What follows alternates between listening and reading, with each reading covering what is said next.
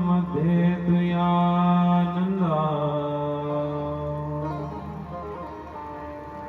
तस्यै देव्यै नमो नमः।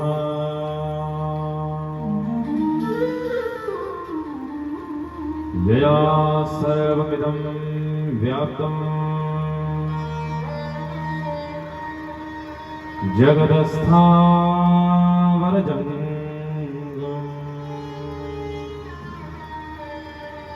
तां धेनुं शिरसा वन्दे भूतभव्यस्य मातरम्।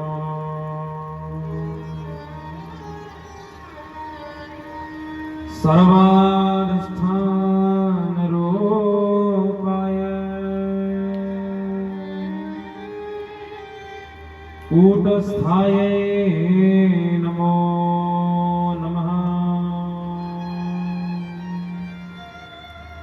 अर्धमात्रार्धभूताय हल्लेखायै नमो नमः। बुद्धिर्हि बोधकर्णां जगतां सदा श्रीशासि देवी सततं सुखदा सुराणाम्। कीर्तेस्तथामतिधृति किल कान्तिरेव श्रद्धारतेषु सकलेषु जनेषु माता। राधाकराचितपल्लववल्लरीके राधा पदाङ्कविलसन्मधुरस्थलीके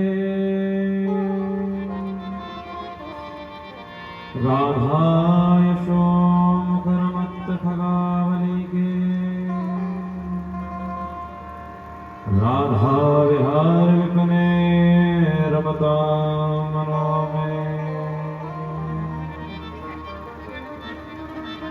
जय जय श्री राधा रमण। जय जय नवल किशोर। जय गोपी चित चोर प्रभु। जय जय माखन चोर।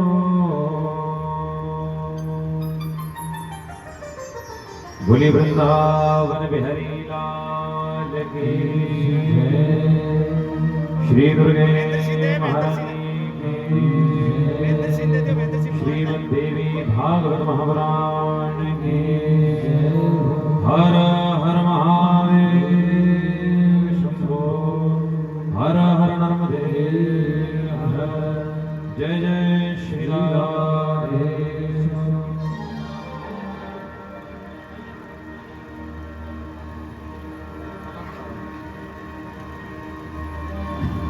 दो क्षण पहले अपने मन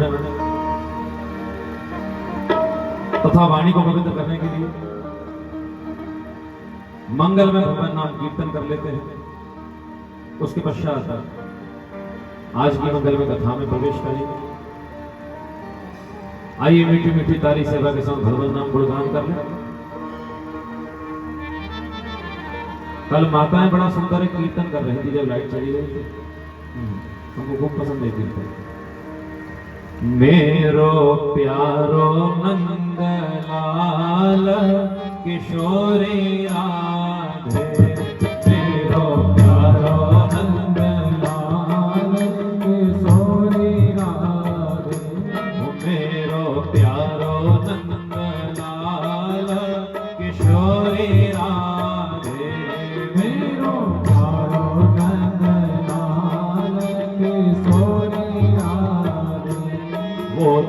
बड़ा ही दयाल किशोरी राधे, वो तो बड़ा ही दयाल किशोरी राधे, किशोरी राधे श्यामा प्यारी राधे, किशोरी राधे श्यामा प्यारी राधे, किशोरी राधे श्यामा प्यारी राधे, किशोरी राधे श्यामा प्यारी राधे, मेरो प्यारो नंदलाल किशोरी राधे, मेरो प्यारो नंदलाल किशोरी राधे।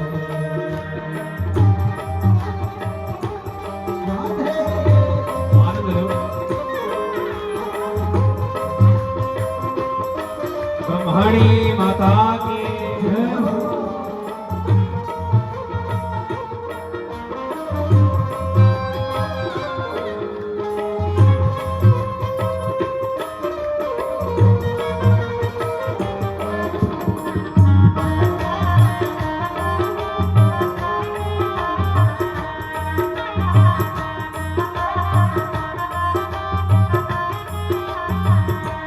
मेरो प्यारो नंदलाल किशोरी राधे, मेरो प्यारो नंदलाल किशोरी राधे, वो तो बड़ा ही दयाल किशोरी राधे, वो तो बड़ा ही दयाल किशोरी राधे, किशोरी राधे श्यामा प्यारी राधे, किशोरी राधे श्यामा प्यारी राधे, किशोरी राधे श्यामा प्यारी राधे, किशोरी राधे श्यामा प्यारी राधे, मेरो प्यारो नंदलाल किशोरी राधे, मेरो प्यारो नंदलाल किशोरी राधे। दोनों हाथ आगे रहे श्री राधे।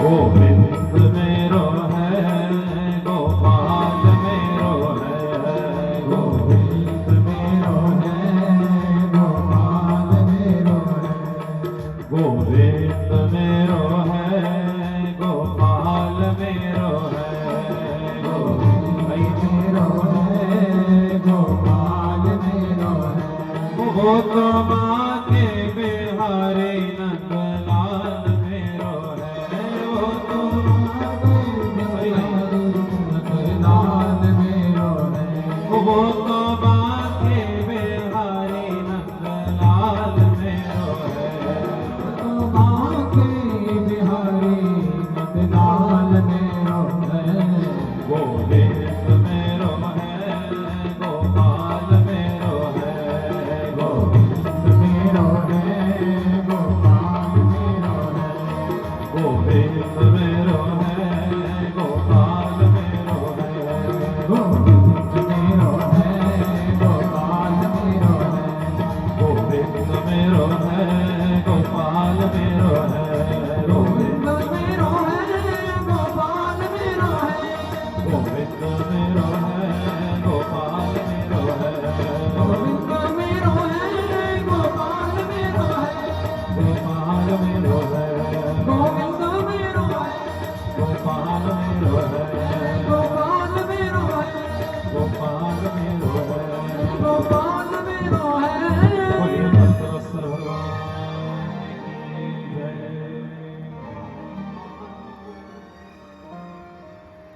अनंत कोटि ब्रह्मांड नायक सर्वेश्वर सर्वाधिपति कुंज निकुंजेश्वर भगवान श्री राधा रमण श्री बाधा हरण सर्व संकट हरण सर्व मंगल करण चिदाधार केवलाधार मीराकार अकारण करुणा वर्णोदय भक्त वांछा कल्पतरु गोविंद गोपाल प्रभु श्री बालकृष्ण लाल जिनकी महती कृपा करुणा से आपको और हम सभी को मानव जीवन का सर्वश्रेष्ठ फल सत्संग श्रीमद् देवी भागवत के रूप में सुलभ हो रहा है। सर्वप्रथम उपस्थित भक्तगण, शक्ति व भक्ति स्वरूपा माताएं बहनें, वरिष्ठ जन, आदरणीय जन, सहयोगी जन,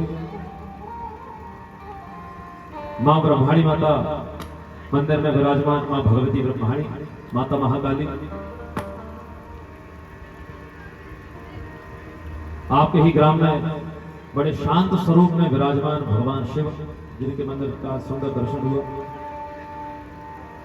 मंचासीन हमारे विद्वत वरेण्य आचार्य बंधुजन, विप्र बंधुजन, सहयोगी बंधुजन और प्रत्यक्ष अप्रत्यक्ष रूप से इस ग्राम पल्लू में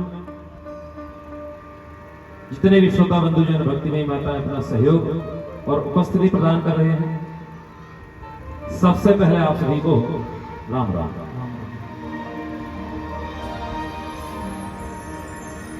प्रेमियों, भगवान की अतिशय कृपा हुई है कि मानव जीवन का सर्वश्रेष्ठ फल जो भगवान की कथा है, विगत 3 दिनों से हमको देवी भागवत के रूप में प्राप्त हुआ। एक चीज मैं जो रोज पूछता हूं, आज भी पूछ लेता हूं, आवाज ठीक आ रही है आप लोगों को? ठीक आ रही है?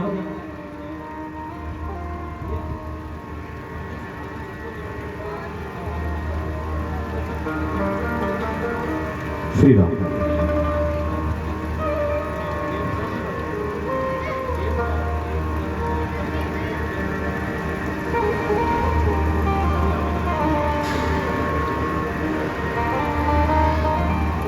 श्री वृंदावन बिहारी लाल की जय।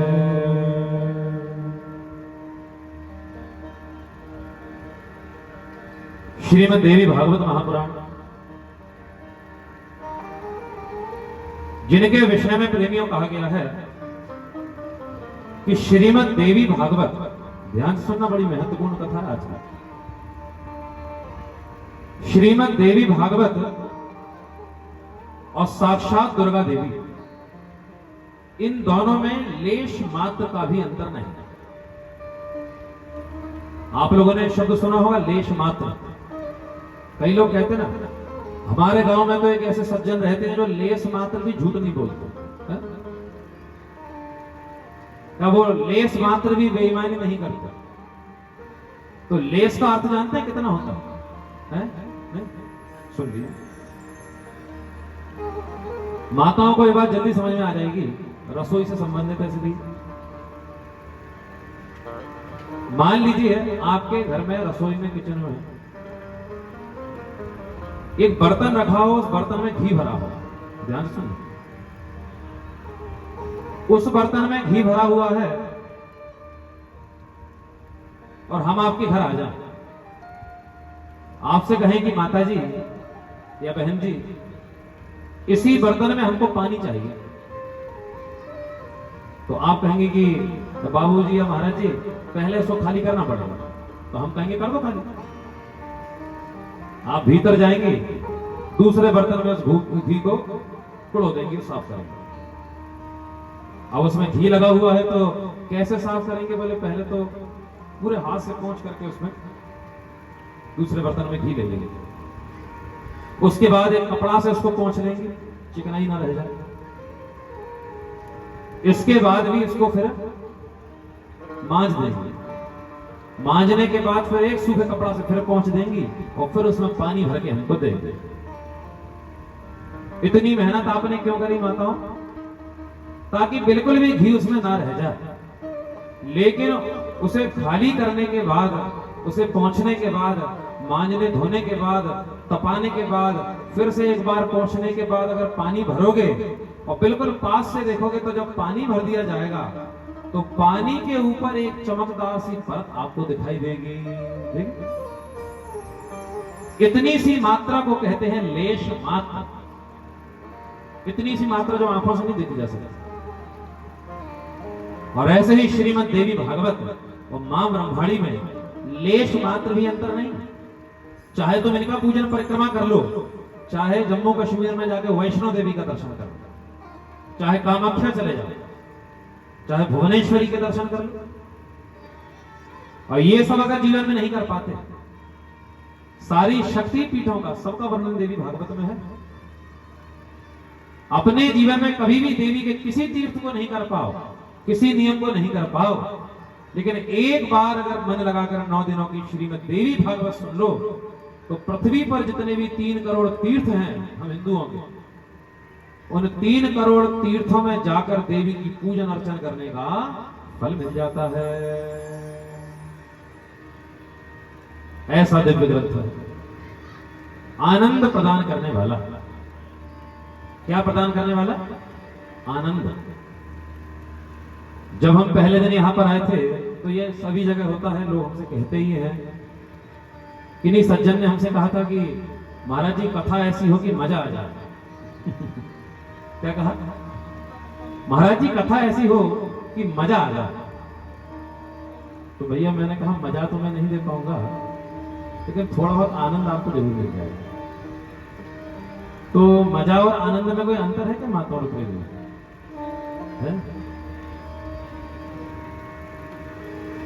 ये तो पहले, अभी तो तहसील हो गया ना, पहले गांव ही था। और जितने भी लोग यहां बैठे हैं सब कहीं ना कहीं गांव से जुड़े हैं। ध्यान सुनिए, सभी लोग गांव से कहीं ना कहीं जुड़े हैं। तो सभी ने ये बचपन में किया होगा, मैंने भी किया, आप लोगों ने भी किया होगा, और आपके बच्चे भी अभी करते होंगे कि गांव में जब कोई ट्रैक्टर ट्राली आता है और जब वो गांव से जाने लगता है, धीरे धीरे चलता है, तो छोटे छोटे बच्चों से लटक जाते हैं पीछे। जो लोग मुस्कुरा रहे हैं मतलब उन्होंने तो किया ही है। तो वो लोग लटक जाते हैं उसके पीछे। हम लोग तो कथावाचक है ना, हर चीज में से कथा हमको निकालने की आदत है। तो छोटे छोटे बच्चे क्या करते हैं, नंगे पैर दौड़ते हैं ट्राली के पीछे और उस पर लटक जाते हैं। एक लड़का लटक जाता है तो और 2-4 लड़का लटक जाते हैं। देखा देखी 10-20 लड़का लटक जाते, बच्चे लटक जाते और खूब शोर मचाते, खूब चिल्लाते। 1 किलोमीटर 2 किलोमीटर दूर तक वो ट्राली जाती, जब गांव के बाहर हो जाती, बहुत तेज गति में चलने लगती, तो बच्चे उतर जाते और भरी गर्मी में 1-2 किलोमीटर दूर से पैदल आते। तो उनकी मां उनसे पूछती ना डांटते हुए, क्यों रे तुमको क्या मिला इतना दूर लटक करके ट्राली में? क्या पूछती? इतनी गर्मी में, इतनी दोपहरी में, इतनी धूप में उस ट्राली से तुम लटक गए और नंगे पैर लौटकर 1 किलोमीटर से आ रहे हो, क्या मिला? तो बच्चे हंसकर कहते मिला तो कुछ नहीं, लेकिन मां हमको मजा आया।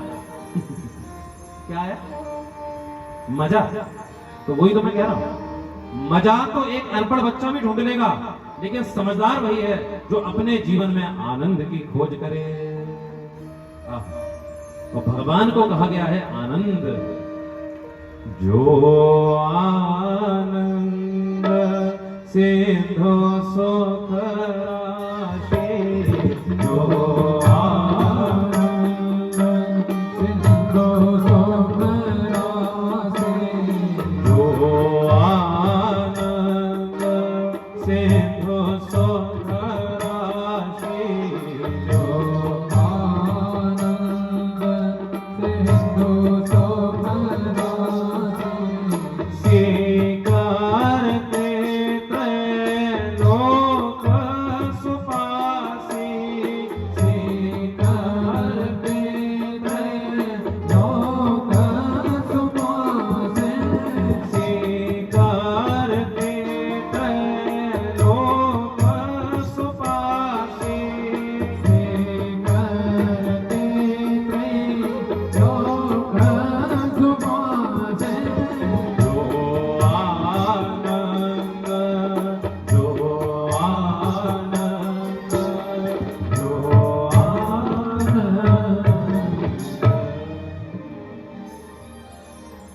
भगवान को कहा गया है आनंद का समुद्र।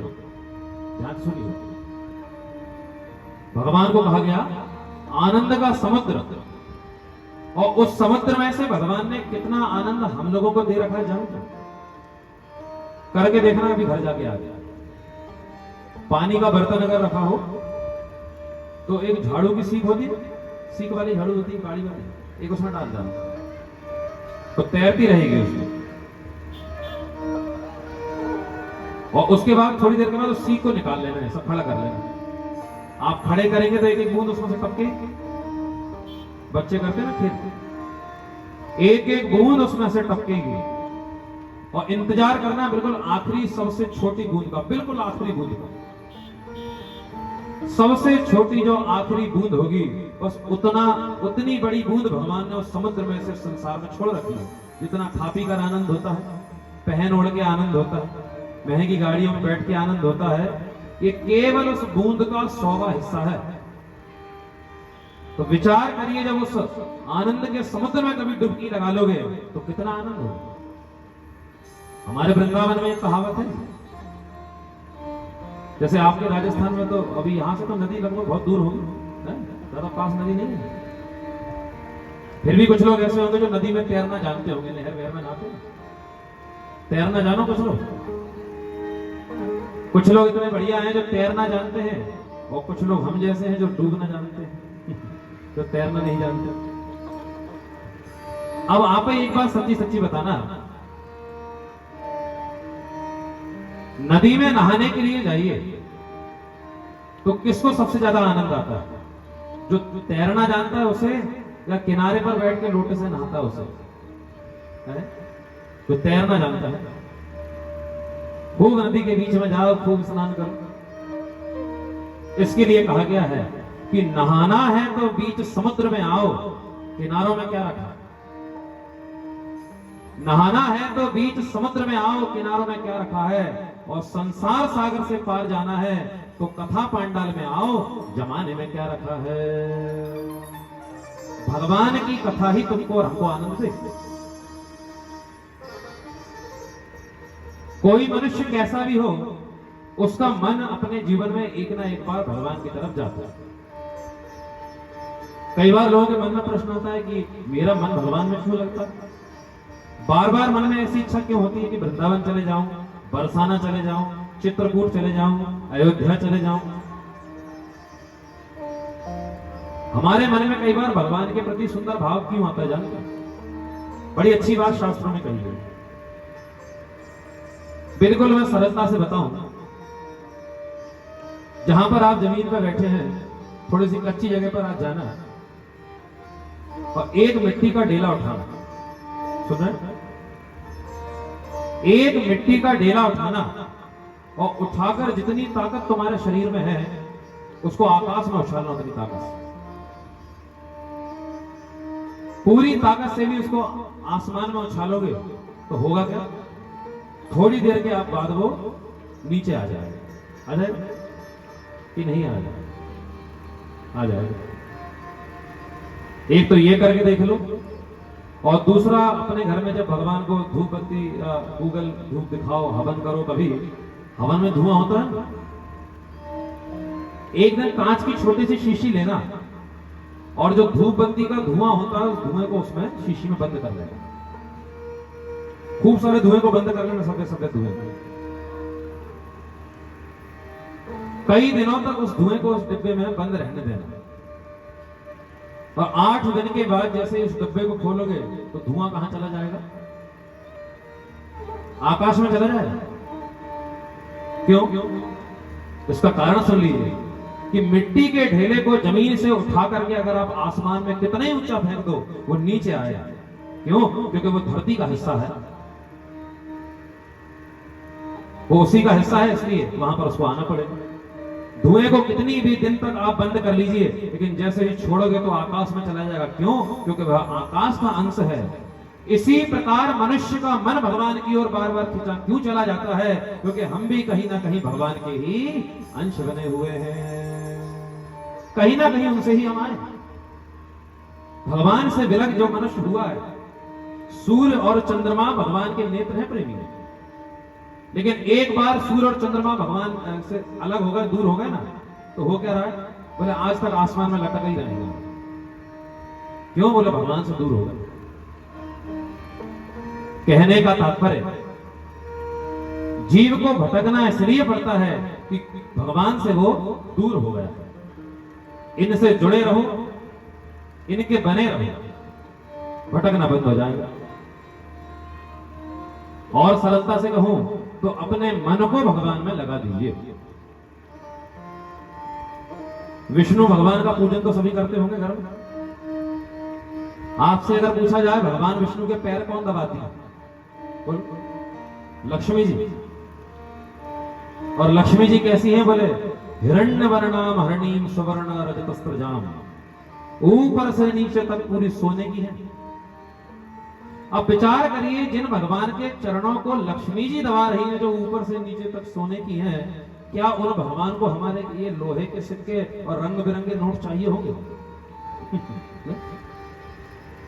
यही हम भक्ति से छल करते हैं। आज की कथा को मैं प्रारंभ करूं, भगवान से 90% भी नहीं, 99.9 इतना प्रतिशत व्यक्ति छल ही कर रहा है। भगवान के मंदिर जाते हैं, कोई बच्चा हनुमान जी के मंदिर गया और हनुमान जी से कहे, हनुमान जी महाराज हम 10वीं पास हो जाएं तो आपको 1 किलो लड्डू चढ़ाएंगे। तो 1 किलो लड्डू के लिए हनुमान जी उस बच्चे का पेपर देने जाए। हनुमान जी को यही काम रहेगा। और मैं आपको कहूं इस बात को कि भगवान की भक्ति तो करें, लेकिन उनसे हम शर्त रखें बस। देवी के मंदिर में जाए, देवी हमारे लड़का का ब्याह हो जाए तो मैं तुम्हारे यहाँ इतनी चीज चढ़ाऊंगी, तो भगवान का यही काम रहेगा। भगवान कुछ और है, लेकिन हम उन्हें कुछ और ही समझते हैं। भगवान कोई विक्रय की वस्तु नहीं। शंकर जी के मंदिर में आजकल ये बहुत चल रहा है, शंकर जी को ये चढ़ाओ तो ये मनोकामना, ये चढ़ाओ तो ये मनोकामना। नहीं नहीं, भोलेनाथ ये थोड़ी है। भोलेनाथ हमारे नौकर थोड़ी है कि हमारे लिए ये सब करेंगे। वे भगवान तो सबको बिना कुछ मांगे ही प्रदान करने वाले हैं। मां भगवती ब्रह्माणी माता महाकाली, ये तो सबको देने वाली, वो देने ही बैठी। उन भगवान से अगर मांगना चाहते हैं तो केवल उनकी भक्ति मांगिए। और भगवान में कुछ लगाना चाहते हैं तो उनमें अपने मन को लगाइए। और मन जल्दी नहीं लगाया ना भगवान में, तो छोटा सा उपाय बताता हूं, चाहो तो लिख लो। अगर बहुत जल्दी आपका और हमारा मन भगवान में नहीं लग रहा, तो अपने मन को सीधा भगवान में मत लगाओ, लगा ही नहीं पाएगा इतनी जल्दी। तो क्या करें? बोले जिन लोगों का मन पहले से भगवान में लगा है, उन लोगों में अपना मन लगा दीजिए। वो लोग कौन हैं? बोले वही हमारे गुरुदेव हैं, वही संत हैं, वही महात्मा हैं। क्योंकि संतों का तो काम ही होता है भगवान से जुड़ना। आज शंकर जी के मंदिर का आपने दर्शन कराया तो आपने बताया ना कि हाँ कितने सारे स्थान समाधियां बनी हैं और सुरंग बनी हुई है। साधुओं ने आकर इस स्थान को जीवित किया। साधु को आप और हम गृहस्थ लोग, हम लोग क्या करेंगे?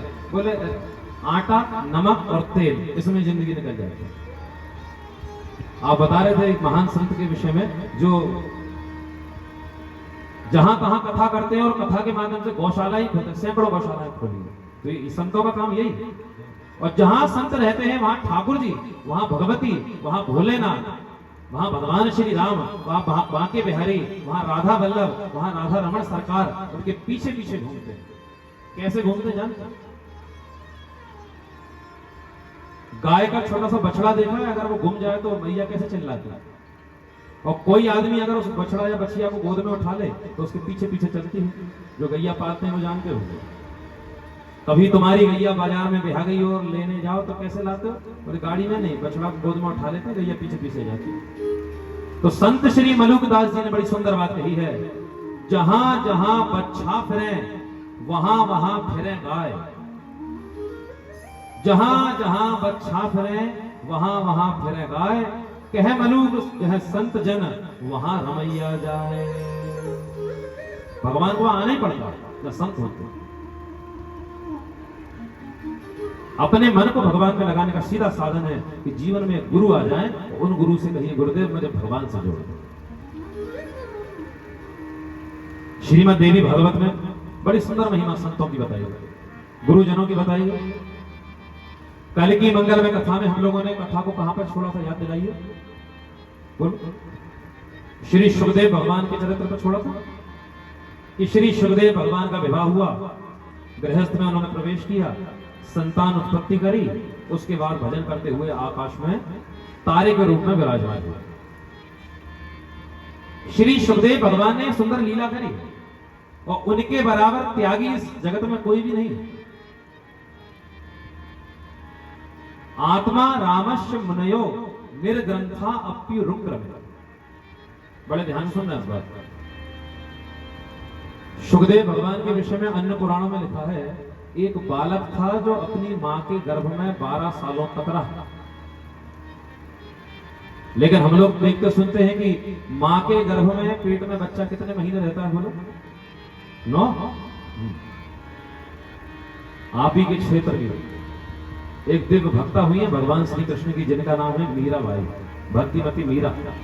इनके चरित्र में लिखा है, ये तो मां के गर्भ में 10 महीना रही, श्रेष्ठ भक्ति।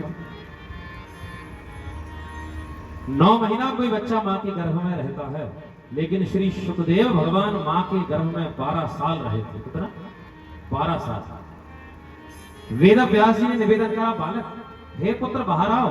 मां को कष्ट होता, बोले बाहर नहीं आऊंगा। क्यों नहीं आऊंगा? बोले बाहर आऊंगा ना तो उनकी माया पकड़ लेगी, तो भजन तो नहीं होगा,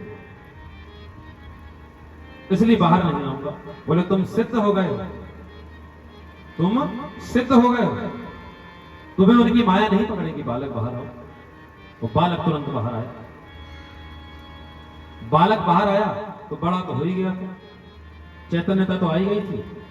पुराने लोग और माताएं, गांव के लोग जानते हैं कि पहले जब बालक का जन्म होता था तो उसके नाभि से, टुनी से एक डोरी जुड़ी रहती थी मां के गर्भ से, उसको नाल कहते हैं, हमारे यहाँ कहते हैं नरा। आप क्या कहते हैं? नरा ही कहते हैं। तो जैसे ही बच्चा बाहर आता है फिर उसको काट दिया जाता है, गठान बांध दी जाती है। लेकिन श्री सुखदेव भगवान, ध्यान से सुनना, जैसे ही जन्म हुआ ना, गर्भ से बाहर निकले, कोख से बाहर निकले, कुक्षी से बाहर निकले, तो बाहर निकलते ही उन्होंने उस डोरी को अपने हाथ में लपेट लिया, खुद ही ने लपेट लिया, और लपेट करके दूसरे हाथ से तोड़ा महाराज जोर से। और तोड़ने के बाद 12 वर्ष के तो है ही गए थे, दौड़े जंगल की ओर। माता, कोई बच्चा अगर जन्म लेते ही दौड़ने लगे जंगल की ओर चला जाए तो मां तो जा नहीं सकती, प्रसव पीड़ा है। पिताजी दौड़े वेद व्यास। द्वैपायनो विरह कातर आजुहावा, दोनों हाथ फैलाकर वेद व्यास जी कह रहे हैं, ए पुत्र रुक जा, ए पुत्र रुक जाओ, कहां जाते हो? दौड़ेगा नहीं, क्यों रुकेंगे? भाग वन की ओर भाग गए। वेद व्यास जी लौटा और सुखदेव भगवान सर्वप्रथम इसलिए नहीं रुके, उन्होंने कहा अगर रुक जाऊंगा ना तो कोई दाई आएगी और इस नरा को काट करके उसमें गठान लगा देगी, यही तो सबसे बड़ी मुसीबत है। भैया गठान जीवन में कभी मत लगवा। पहली गठान बच्चे को लगाई जाती है उसकी नरे में, नाभि के पास। तो थोड़ा सा बड़ा हो जाता है तो कुछ कपड़े पहना दिए जाते हैं, कपड़ों की गठान बांध देते हैं, उसको छोटे बच्चे को पहनाते हैं। थोड़ा और बड़ा होता है तो उसका जनेऊ संस्कार करा देते हैं, उसमें तो 3-3 गठान होती है। चोटी बांध देते हैं, चोटी में गठान होती है। तो संसार में आगे बढ़ता है तो ये तुम्हारे माता है, पिता है, भाई है, बहन है, पत्नी है, बच्चे हैं, नाना है, नानी, दादा, दादी, खूब सारी गठान हुआ। और फिर नंबर आता है जब वो जवान हो जाता है तो जीवन की सबसे बड़ी गठान, बोले जब उसका विवाह होता है ना तो इतनी बड़ी गठान लगाई जाती है। ये गठान सबसे बड़ी है हमारा, सबसे नहीं समझेंगे। हाँ। इसके बाद भी जीवन भर गठान पीछा नहीं छोड़ती। जब मर जाता है ना तो उसको अर्थी पे लेटाते तो वहां भी गठान बांधते रहते, गठान पीछा नहीं छोड़ते। तो सुखदेव जी ने कहा आत्मा रामस्य मुनयो निर्ग्रंथा अप्युरुक्र में गठान नहीं लगाऊंगा। और कैसे त्यागी थे जानते हैं श्री सुखदेव भगवान? अभी मैं अगर आपको आज बड़ी विशेष बातें बताऊंगा तिलक और आसन के विषय में तो सुन लीजिए। सुखदेव भगवान जब जंगल में जाते थे तो लोगों ने कहा महाराज कमंडल वमंडल नहीं रखते हो क्या? कमंडल? हाँ। क्यों? पानी कहाँ नहीं पियोगे? बोले जिसने पानी की व्यवस्था बनाई है वो पीने के लिए व्यवस्था बना देगा। क्या रहने के लिए गुफाएं नहीं है? क्या खाने के लिए पेड़ों में फल नहीं है?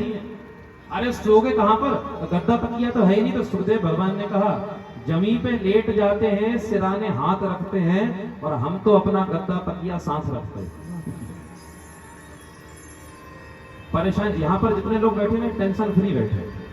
क्यों? बोले ज्यादा चीजें लेकर नहीं आए, और ज्यादा कोई ज्वेलरी वेलरी पहन के आओगे, ज्यादा आभूषण पहन के आओगे तो बार बार टेंशन रहेंगे, खेच नहीं देते। ट्रेन में भी सफर करेंगे तो सबसे सुखी कौन है महाराज? जिसके पास सामान ज्यादा नहीं है।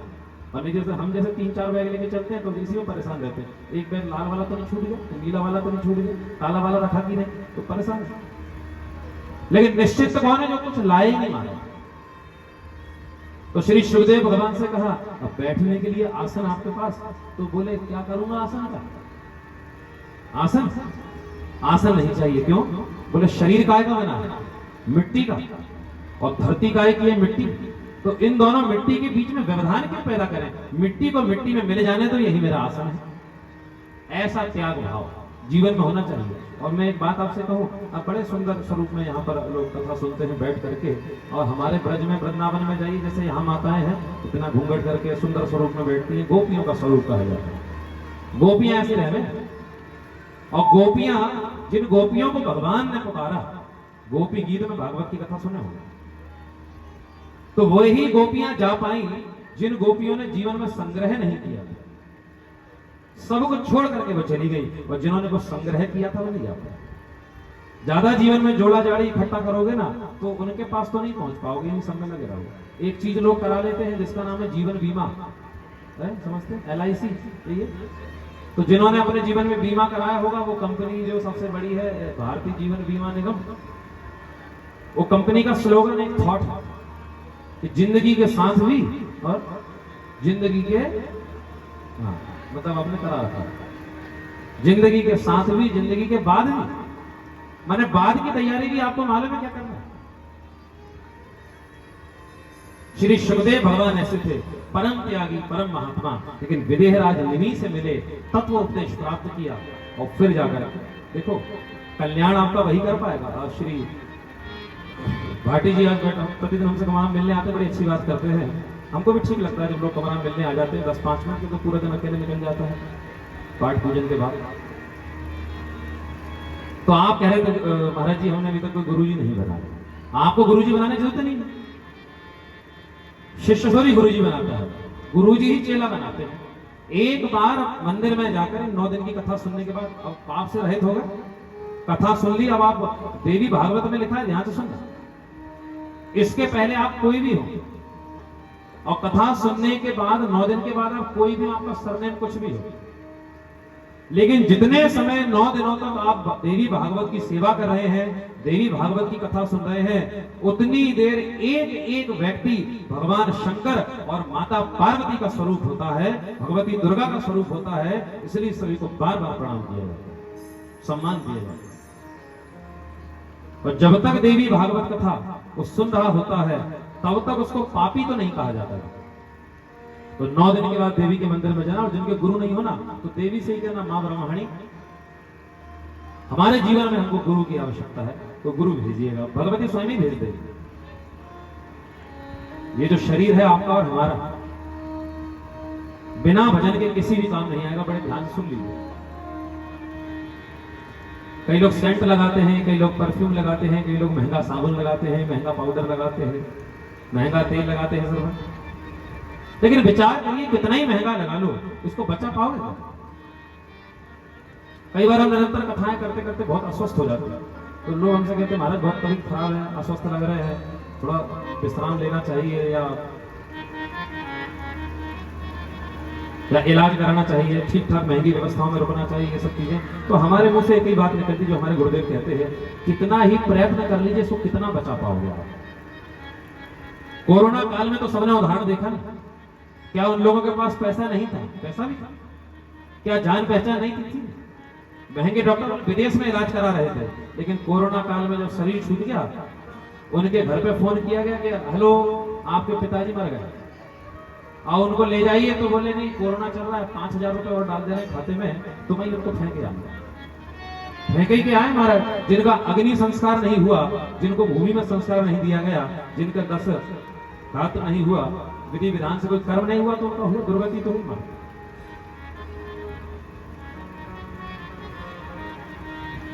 एक बड़ी सुंदर कहावत कही गई है, ध्यान से सुनिएगा। हाथी तो जानो, हाथी जब मर जाता है तो उसकी खाल से बच्चों के लिए पहले खिलौने बनवाते थे राजा महाराज लोग, भूसा भरवा के। हाथी के दांत से माताएं आभूषण बनवाती थी, सबसे महंगे आभूषण हाथी दांत के होते। किसी गांव में पहले कोई बकरी मर जाती थी तो बकरी मर गई, उसकी खाल को उधेड़ देते थे, धो लेते थे, सुखा लेते थे, पीटते थे, शुद्ध करते थे, और जंगल में रहने वाले साधु पानी पीने का बर्तन बनाते, कमंडल उसका भी बनता है। गैंडा मर जाते थे तो उसकी खाल से कवच बना लेते थे। हिरण मर जाते थे, मृग मर जाते तो ऐसी आसन बना लेते थे बैठने। शेर मर जाते तो सिंहासन बना लेते शेर की खाल का। लेकिन कभी विचार किया है कि आदमी मर गया, मनुष्य मर गया तो कोई एक चीज काम आ रही क्या उसका? नहीं। हाथी की खाल से खिलौना बने भांति भांति, बकरी की खाल कछु पानी भर लाई है। गैंडा की खाल को ओढ़त सिपाही लोग, सांभर की खाल सूरवीर मन भाई। मृगा की खाल को ओढ़ते हैं जोगी जति, बाघन की खाल तपसिन मन भाई है। पर कहत दयानंद हरि के भजन बिना, ये मनुष्य की खाल कछु काम नहीं आई है। बड़ा सुंदर एक पद है, आइए गुनगुना लेते हैं, बहुत देर से कथा चल रही है। ये पद ना गृहस्थों को तो सुनना चाहिए, आपके रोंगटे खड़े हो जाएंगे। भजन बिना चोला है बेकाम, भजन बिना चोला है, भजन बिना चोला है बेकाम, भजन बिना चोला है बेकाम। चोला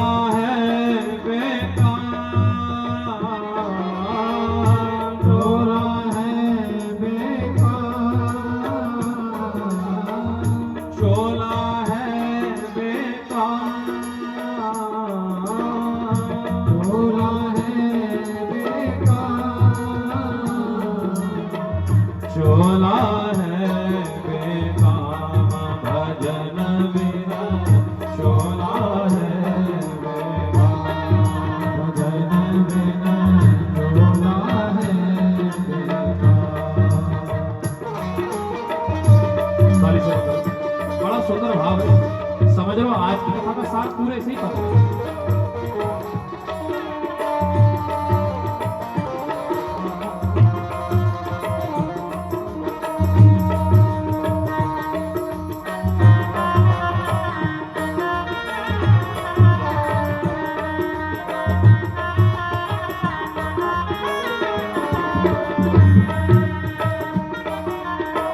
मल और मूत्र भरो नर सब तन, मल और मूत्र भरो सब नर तन, मल और मूत्र भरो सब नर तन, मल और मूत्र भरो नर सब तन। है निष्फल यह चाल, है निष्फल यह चाल, है निष्फल यह चाल, है निष्फल यह चाल। चोला है बेकार भजन बिना, चोला है बेकार भजन बिना, चोला है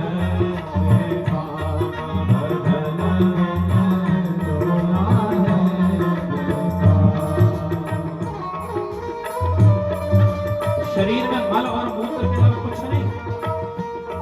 किसी की नाक सुंदर लग रही है, अभी इसको साफ कर दे, क्या गंदगी निकलेगी? नाक पसंद है?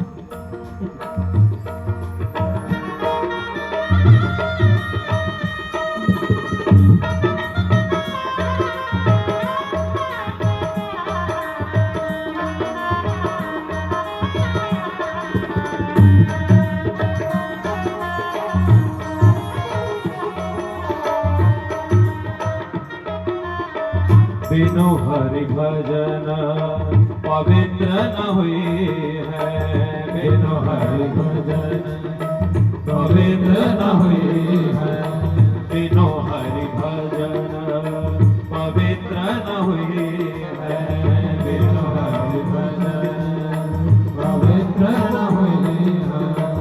हो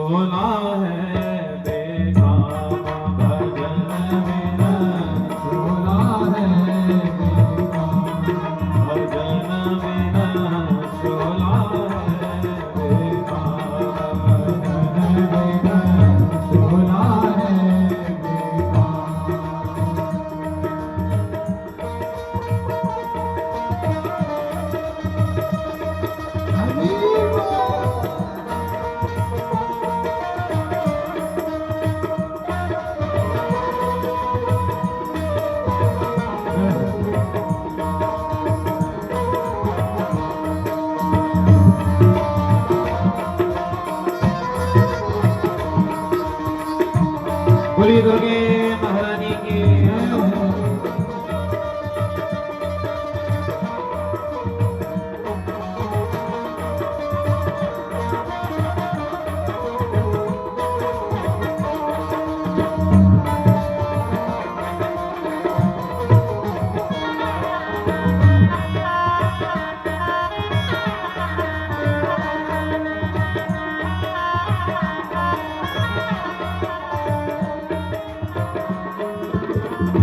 आया छोड़ हंस उड़ी गई है, आया छोड़ हंस उड़ गई है, आया छोड़ हंस उड़ी गई है, आया छोड़ हंस उड़ गई है, पड़ो रहे धन धाम,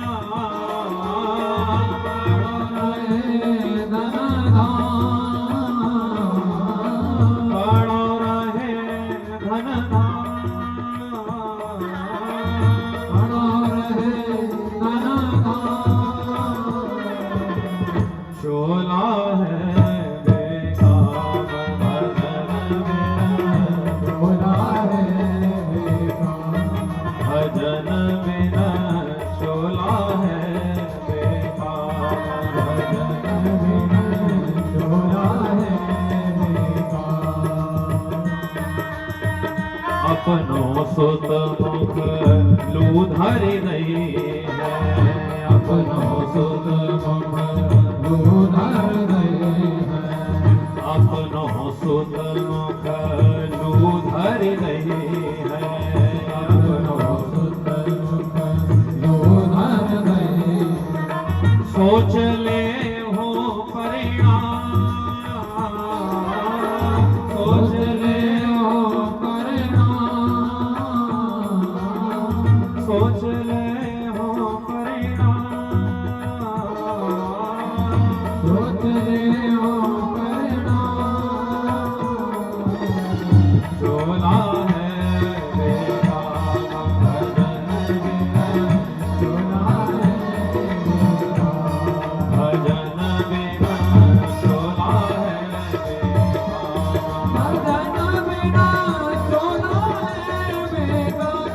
भजन बिना, चोला है बेकाम भजन बिना, चोला है बेकाम भजन बिना, चोला है बेकाम भजन बिना, चोला है बेकाम भजन बिना,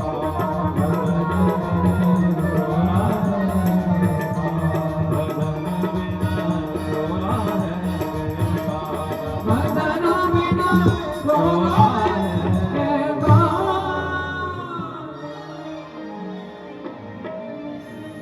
रूप कुंवरी जी का सुंदर पद उन्होंने लिखा, इसमें एक बड़ी अच्छी बात लिखी है जी और बड़ी गंभीर है। ये बात भैया लोग पुरुष लोग जल्दी समझ जाएंगे, क्योंकि आप और हम लोग शमशान में जाते हैं किसी के साथ, माताओं को देखने को चैतन्य का भी मिला होगा, लेकिन भैया लोग सब जानते हैं। शमशान की भूमि पर जब हम पहुंचते हैं, शरीर को चिता पे रख दिया जाता है, लकड़ियां रख दी जाती है, तुलसी की लकड़ी रख दी जाती है, चंदन की लकड़ी रख दी जाती है, घी डाल दिया जाता है, आंखों के ऊपर कपूर रख दिया जाता है, आंखों को सीधा नहीं लगाते। इसके बाद उस शरीर का जो बेटा है ना, बड़े ध्यान से सुनना, जो लोग कहते हैं मेरा बेटा, मेरी बेटी, मेरी संतान, उस बेटे को बुलाते हैं, भाई कहां है इनका बेटा, यही है, मुंडन मुंडन तो कर ही देते, कहीं कहीं मुंडन बाद में होता, सफेद कपड़ा पहना देते, बिल्कुल सत्य बात है ये। और वहां देखने को ये मिलेगा तो आपको पूरे जीवन की सच्चाई याद आ जाएगी, सब आपको पता लग जाएगा असलियत क्या है। और उस बच्चे के हाथ में बांस दे देते, उस बांस में एक बर्तन बना होता तांबे का, उसमें घी भर देते हैं और बेटा से कहते हैं तेरे बाप की परिक्रमा कर, ये तेरे पिताजी थे ना, अब नहीं कर शरीर की परिक्रमा, तो परिक्रमा कर। और परिक्रमा करने के बाद सिर के पास आके खड़ा हो जाता, और सिर के पास आकर जब खड़ा होता है तो उसी बेटा से कहते हैं, मुखाग्नि देना बोलते हैं, उसी बेटा से कहते हैं पिता की जो खोपड़ी है इसमें इस बांस को मार, तो मारता है जोर से, वो मार करके वो बर्तन में जो घी होता है उसमें डाल देता है। इसको कहा जाता है शास्त्र की भाषा में कपाल क्रिया। क्या कपाल माने खोपड़ी, कपाल क्रिया कहते हैं। और जिस दिन कपाल क्रिया की जाती है वही तिथि व्यक्ति की ली जाती है। किसी भी दिन मरा हो लेकिन कपाल क्रिया जिस दिन होगी वही तिथि ली जाएगी। तो ये यहाँ लिखा है, आप जिसको अपना पूरा जीवन बेटा मान रहे थे, मेरे लिए ये करेगा, मेरे लिए वो करेगा, अंत में वही आपके मुंह में आग रख देता है। अपनो सुख मुख लू धरी धरी है, लू माने अग्नि, वही मुंह में आग भर देता है अंतिम समय। सोच ले हु परिणाम, धनानि भूमो पशवस्य गोष्ठे, नारी ग्रह द्वारे जना शमशाने, देहश्चितायाम परलोक मार्गे, धर्मानुगो गच्छति जीव एका। बहुत कड़वी और ऊंची बात है। जिन लोगों के पास बहुत धन है, जब उनका शरीर छूट जाएगा तो ये धन, हाथी घोड़ा गैया बैल कहां रह जाएंगे? नीचे। धनानि भूमो, आज की कथा में से केवल यही श्लोक को धारण कर लो तो तुम्हें समझ आ जाएगा कि हाँ भाई क्या था आज की कथा। पूरा धन भूमि पर रह जाएगा। पशवश्य गोष्ठ, सारे जीव जंतु जानवर जो पाले थे वो भी वही गोष्ठ में बंधे रह जाएंगे, गौशाला में रह जाएंगे। जिसको तुमने अपनी पत्नी बनाया था, इस 7 जन्मों तक साथ जिएंगे साथ मरेंगे, तो झूठ बोलते हैं। वो पत्नी भी साथ नहीं जाती, कहां तक जाती है? बोले वो तो शमशान में नहीं जा पाती। हमारे समाज में मर्यादा है ना, माताएं शमशान नहीं जाती। आजकल बड़े बड़े मुंबई दिल्ली में जाओ तो लड़कियां जाती हैं अंतिम संस्कार करने। माता कितना नाश करते हैं धर्म का।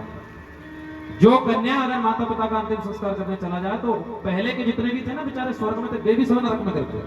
और आने वाले 7 पीढ़ी भी नरक में जाएगी। भगवान लिखते हैं नरक में भेजो मूर्खों को। क्यों? बोले माता पिता के प्रति प्रेम, पहले जिंदे में प्रेम करो ना, जिंदा में प्रेम करो ना, जिंदे में खीर खिलाओ ना माता पिता को, मरने के बाद काय को कौवा बुलाते हो।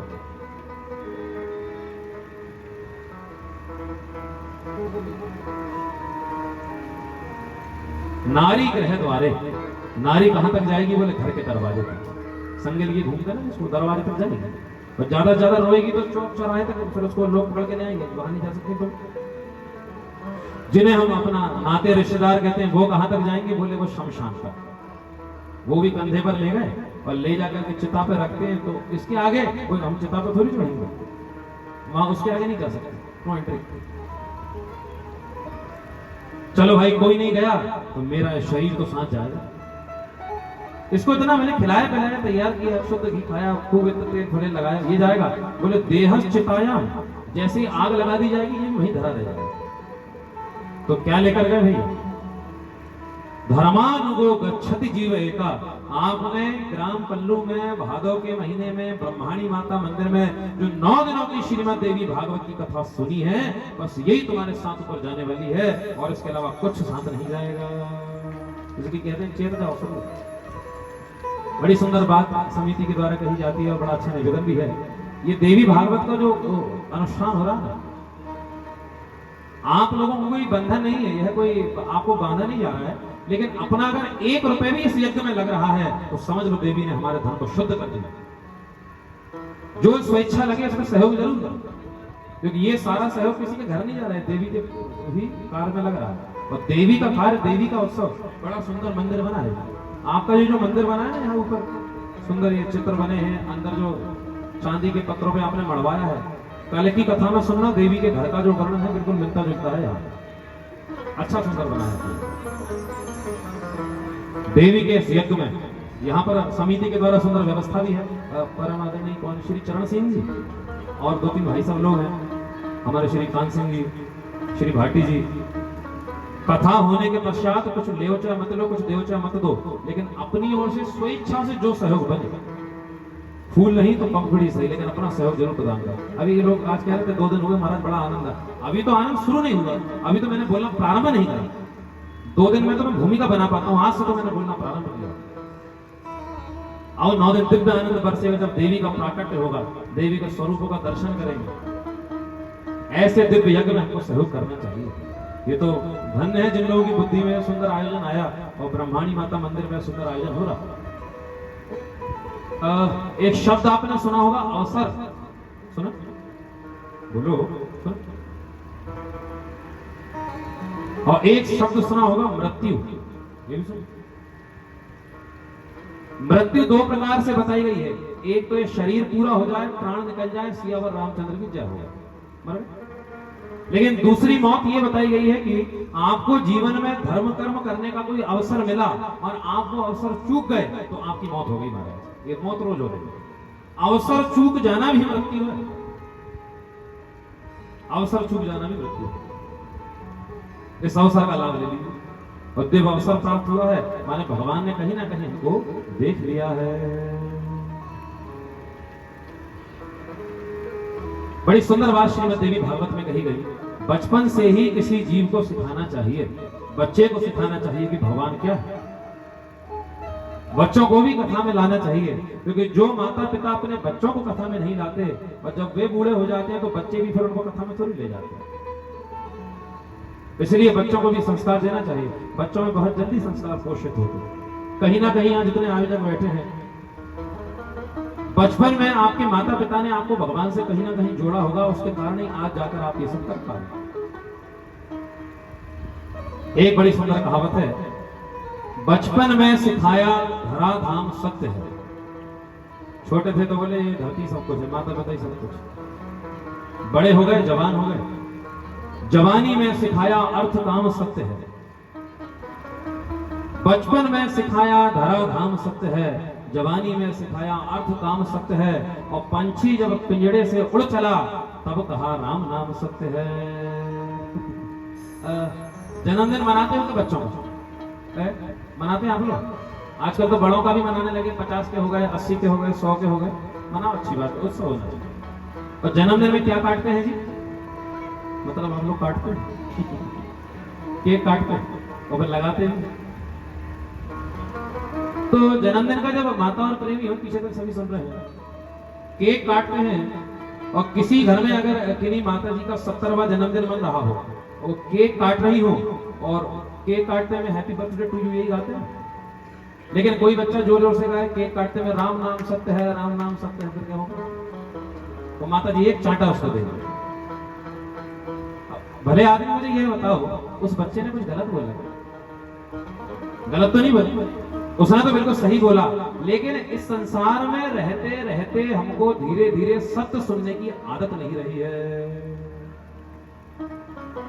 आपने कभी सुना शमशान में किसी को ले जा रहे हैं तो कह रहे हो गणेश नाम सत्य है, दुर्गा नाम सत्य है? नहीं, राम नाम सत्य। किसी की भी भक्ति करो, लेकिन राम राम कहना मत छोड़ो। भगवान का नाम ही सत्य है, यही तुमको पार लगाएगा। इसके अलावा कोई चीज नहीं है, कोई साधन नहीं है, सब झूठ है, सब भरे। भगवान की बातों के अलावा सब बिल्कुल घुमाया जा रहा है।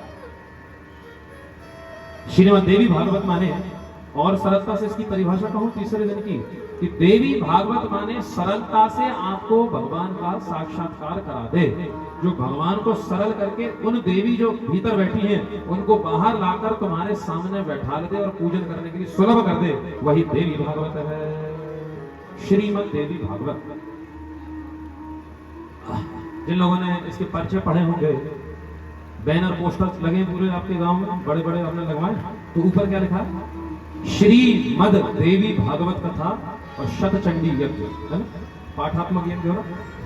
बहुत दिव्य आचार्य, आप बड़े सहज सरल ब्राह्मण हैं जी जो भीतर पाठ कर रहे हैं। ब्राह्मण ऐसे ही ब्राह्मण हैं जिनकी वाणी फल जाती है।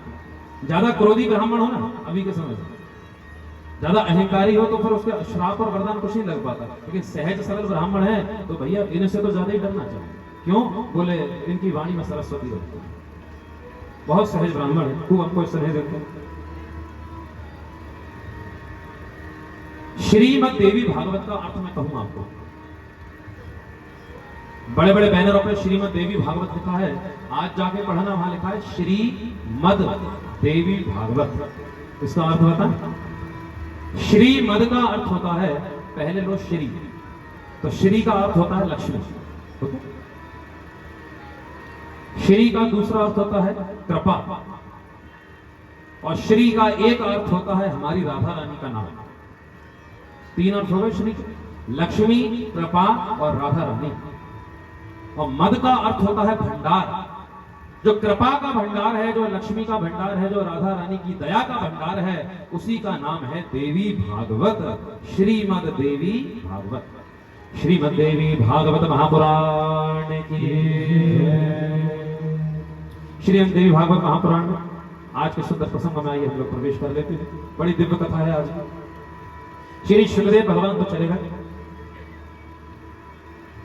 वेद व्यास जी महाराज ने देखा कि मेरा पुत्र तारा बन गया है, तो वे ही वेद व्यास जी महाराज अपनी मां के घर पर, जिनका नाम था सत्यवती, ध्यान से सुनना, बड़ी विचित्र कथा है। वहां पर उनकी मां थी नहीं, मां के पिताजी थे। उन्होंने वेद व्यास जी को प्रणाम करा। वेद व्यास जी ने कहा हमारी मां कहां है? बोले उनका विवाह तो शंतनु से हो गया। महाभारत का प्रसंग है जी, और महाभारत के विषय में कहा गया है, आपका तो राजस्थान इतना सुंदर क्षेत्र है, यहां पर राजस्थान में एक जगह है जिसका नाम है लोहारगंज। भीमसेन ने अपनी गदा को यहां रख दिया था, वो गदा वहां गल गई थी, क्योंकि भीमसेन के लिए आकाशवाणी हुई थी कि जहां पर तुम अपनी गदा को रख दो और वह पिघल जाए, गल जाए, फिर कभी गदा मत उठाना।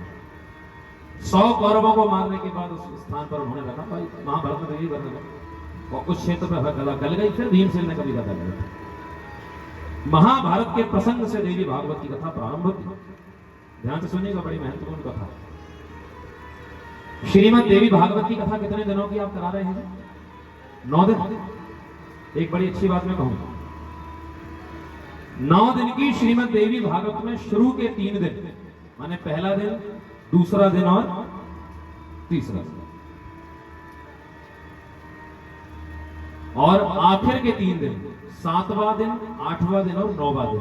सुन रहे हैं? शुरू के 3 दिन और आखिर के 3 दिन, इन 3-3 दिनों की कथा, 3-3 दिनों की कथा अगर किसी को ठीक से समझ में आ गई तो समझ लो पूरी देवी भागवत उस पर काम कर। नदी के तट हैं ये 2, शुरू के 3 दिन, आखिर के 3 दिन, और बीच में 2 की 6 दिन कथा बह गई, 2-3 दिन कथा बह गई। इसलिए शुरू के 3 दिन, आज वही तीसरा दिन है। बड़े ध्यान से आज की कथा सुनिएगा, आप लोग दत्त चित्त होकर बड़े अच्छे से श्रवण करते हो। श्रीमद देवी भागवत में प्रसंग वर्णन आता है, वेद व्यास जी पहुंचे अपनी मां के उस स्थान पर, ग्राम पर, बोले अब वो यहां नहीं है। उनका विवाह शंतनु से हो गया है, जिससे उनके पुत्र उत्पन्न हुए हैं, चित्रांगद और विचित्र वीर। महाराज शंतनु के एक पुत्र और हैं जिनका नाम है गंगा पुत्र भीष्म। भीष्म पितामह, ये सभी के पूर्वज कहा जाए, वही पितामह भीष्म जिन्होंने सुंदर भीष्म प्रतिज्ञा की थी, जिसका वर्णन आगे श्रीमद देवी भागवत में है। वेद व्यास जी बड़े प्रसन्न हुए और कहने लगे कि मैं इसी नदी के तट पर, सरस्वती नदी के तट पर सम्यप्राश नामक अपना आश्रम बना लेता हूं, यहीं पर मैं कुछ पुराण लिखूंगा। बोले ठीक। वे ही वेद व्यास जी महाराज उसी स्थान पर आश्रम बनाकर रहने लगे।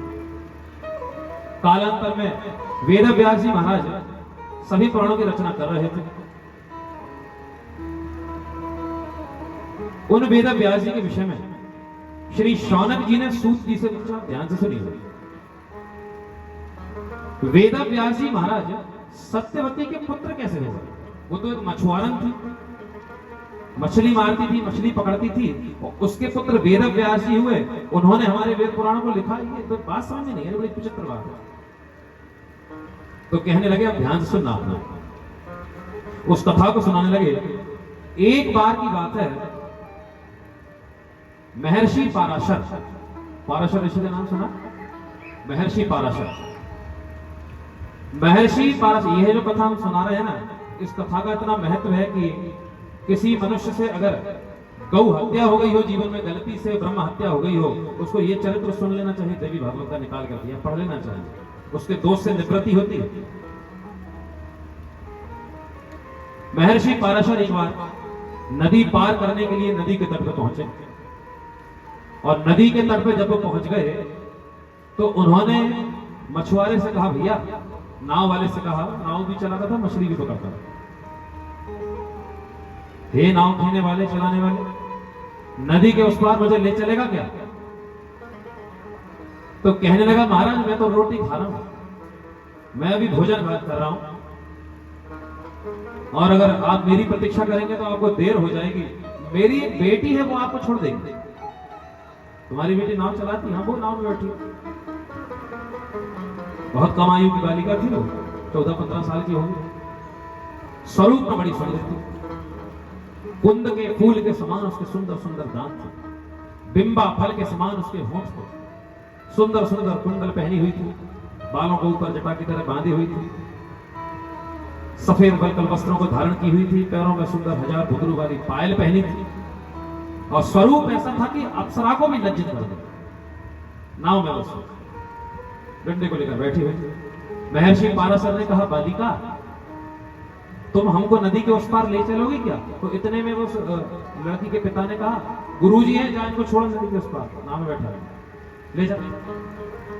पाराशर ऋषि अपना कमंडल दंड लेकर के बैठ गए, नाव में बैठ गए, धीरे धीरे नाव चलाने लगे।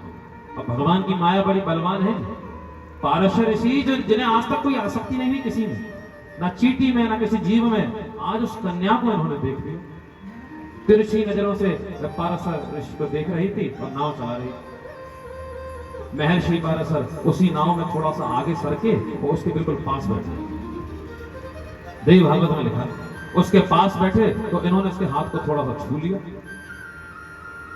पहली बार किसी पुरुष ने इसको छुआ तो तुरंत कहने लगी, हे ब्राह्मण देवता, हे ऋषि, हे भू देवता, यह आप क्या कर रहे हैं?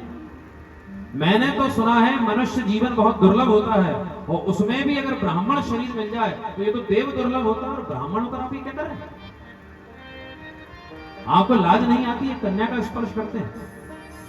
तब पाराशर ऋषि ने कहा, देखो देखो, मैं भी महर्षि पाराशर हूं, और इतना सामर्थ्य रखता हूं कि अभी चाहूं तो दूसरा ब्रह्मांड बना सकता हूं, और दूसरे भगवान भी बना सकता हूं, ऐसा तपस्वी हूं। आज तक किसी के लिए मेरे मन में आसक्ति नहीं आई, और तुझे देखकर अगर मेरा मन मोहित हुआ है तो जरूर कुछ ना कुछ विशेष होगा, कोई कार्य भगवान कराना चाहते होंगे। लेकिन चलती नाव में आप मुझे छू रहे हैं, किसी ने देखा तो लोक लाज आपको नहीं है क्या? नाव किनारे पर पहुंच जाने दीजिए, फिर बात करूंगी आपसे। नाव किनारे पर पहुंची, उतर गई। पाराशर ऋषि, महर्षि पाराशर ऋषि उसके पास पहुंचे तो इस कन्या को इन्होंने जोर से पकड़ लिया तो जोर से श्वासें लेने लगी, घबरा गई और कहने लगी, आपको लाज नहीं आती? दिन के समय में तो पशु पक्षी भी एक दूसरे के साथ संसर्ग नहीं करते, और दिन में मेरे पिता भी मुझे देख रहे हैं, हमारे भाई भी हमें देख लेंगे, तो फिर आपको लाज नहीं आती?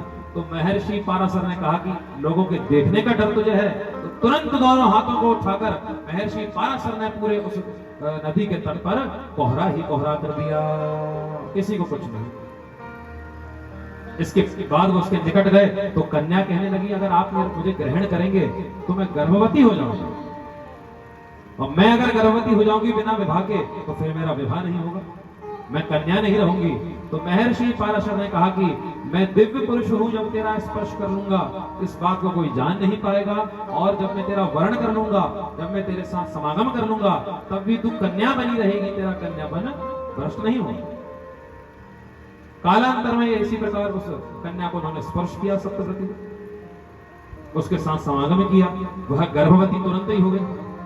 गर्भवती हो गई तो रोने लगी कि मैं तो कन्या हूं, और लोग पूछेंगे तो कन्या हो गई कैसे गर्भवती हो गई? तो महर्षि पाराशर ने कहा कि जैसे ही बालक को तू जन्म देगी वो बच्चा नहीं होगा, ऐसा एक विद्वान पुरुष होगा जो भगवान विष्णु के अंश से अवतार लेने वाला होगा। क्योंकि मैंने पहले ही कहा था कोई विशेष कार्य करने के लिए ही तेरे पास आया हूं, भगवान ने मुझे भेजा। तेरे गर्भ से जो बालक होगा वो चारों वेदों का विभाग करने वाला, 18 पुराणों की रचना करने वाला परम तेजस्वी कृष्ण द्वैपायन होगा। और इस बात को इस जगत में कोई जान नहीं पाएगा। तेरा कन्यात्व भी भंग नहीं होगा, जाकर ऐसा कहकर महर्षि पाराशर चले गए। कालांतर में इसके गर्भ से एक बालक उत्पन्न हुआ। नदी के बीच में टापू होता है, टापू अंग्रेजी में जिसको आइसलैंड कहते हैं, द्वीप कहते हैं। एक द्वीप पर उस कन्या ने एक बालक को जन्म दिया। जन्म लेते ही वो तुरंत बड़ा हो गया। सफेद सफेद उसकी दाढ़ी थी, हाथों में ग्रंथ रखे थे और चारों ओर से मंत्र गूंज रहे थे। हरि ओम सहस्रशीर्षा पूर्वः सहस्राक्षः सहस्रपादा सबो मेघो सर्वदिस्मद्वाद्यतिष्ठत शाङ्कुलं पूर्व एवेदर्गं सर्वं यदभूतं यच्च वाप्यं उदामृतसुखेशानं यदन्नेनातिरोहति। कौन है जिसके जन्म लेते ही मंत्र गूंज रहे हैं? विष्णु जी का अंश है।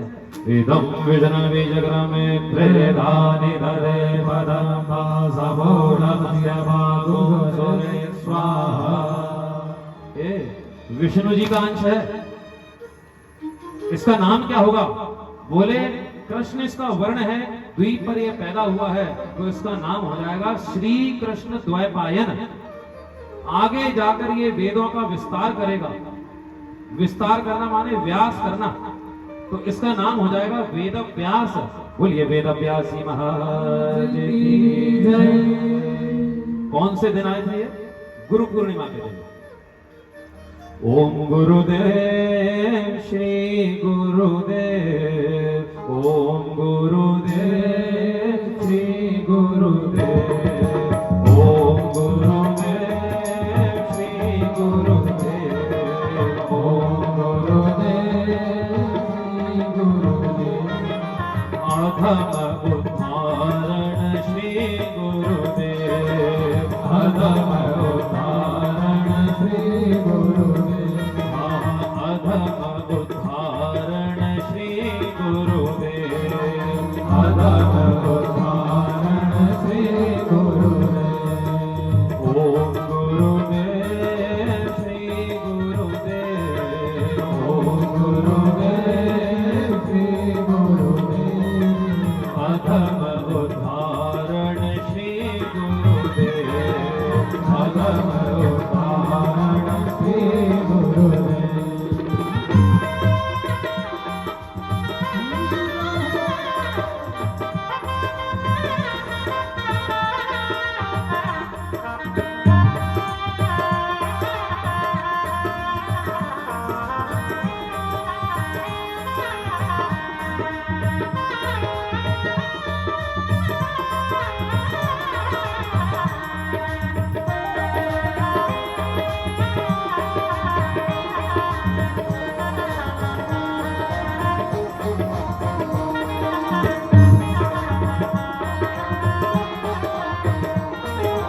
ओम गुरुदेव श्री गुरुदेव, ओम गुरुदेव श्री गुरुदेव, अधम उद्धारण श्री गुरुदेव, अधम उद्धारण श्री गुरुदेव, अधम उद्धारण श्री गुरुदेव, अधम उद्धारण श्री।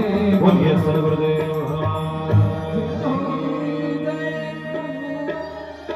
गुरु पूर्णिमा एक ऐसा पर्व है जिस पर्व पे अपने गुरु स्थान पे जाना चाहिए।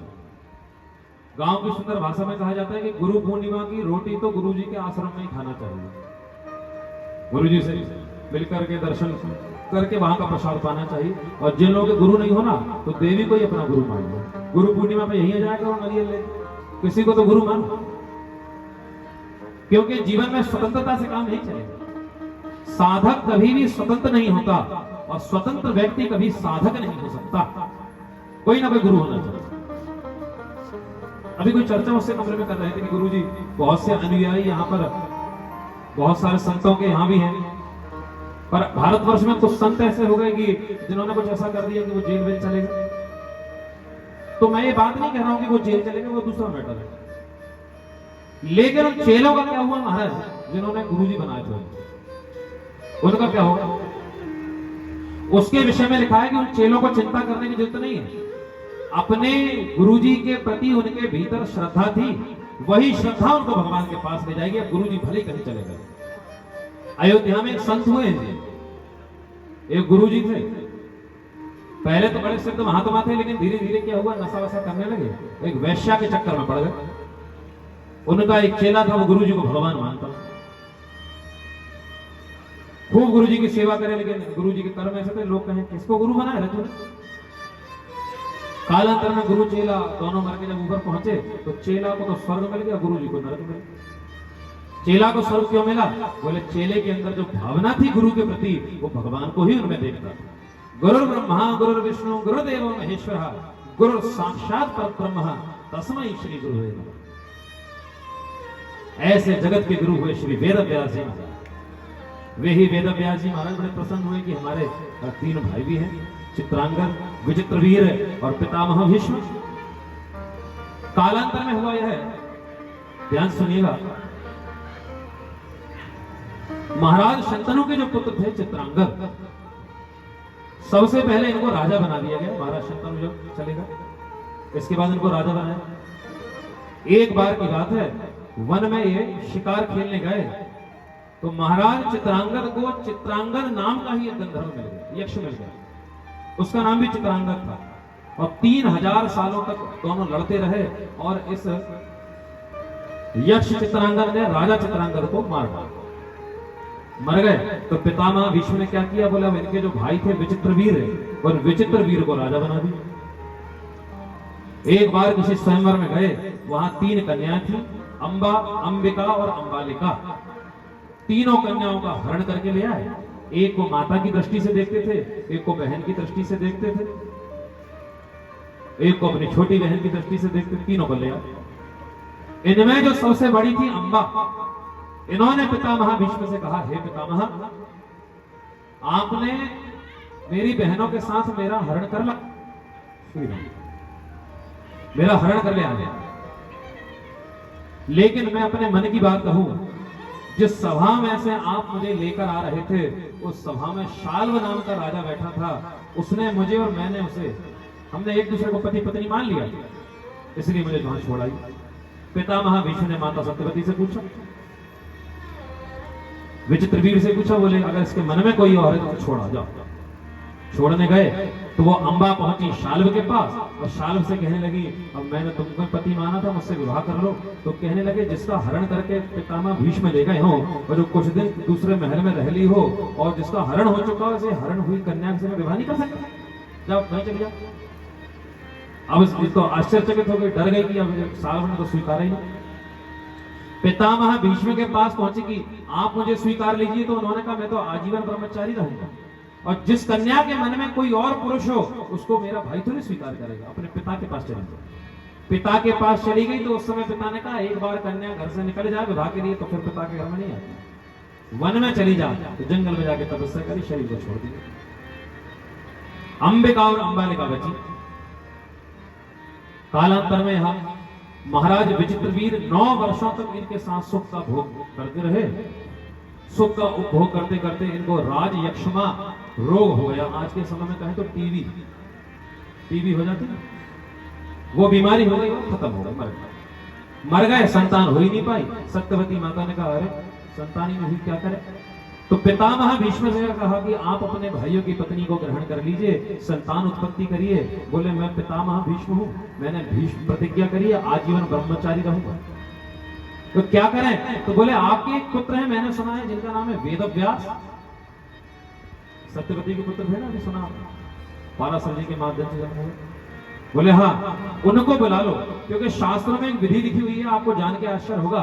अगर किसी स्त्री के पति समाप्त हो जाए, बहुत बड़े राज्य को चलाने वाले राजा हो और उसके राजा की मृत्यु हो जाए और स्त्री से, उसकी पत्नी से संतान उत्पन्न ना हो, तो पहले के समय में कुलीन ब्राह्मण को बुलाकर, तपस्वी ब्राह्मण को बुलाकर उससे संयोग करा के संतान उत्पत्ति कराई जाती थी। 6 प्रकार की संतान उत्पत्ति बताई गई है।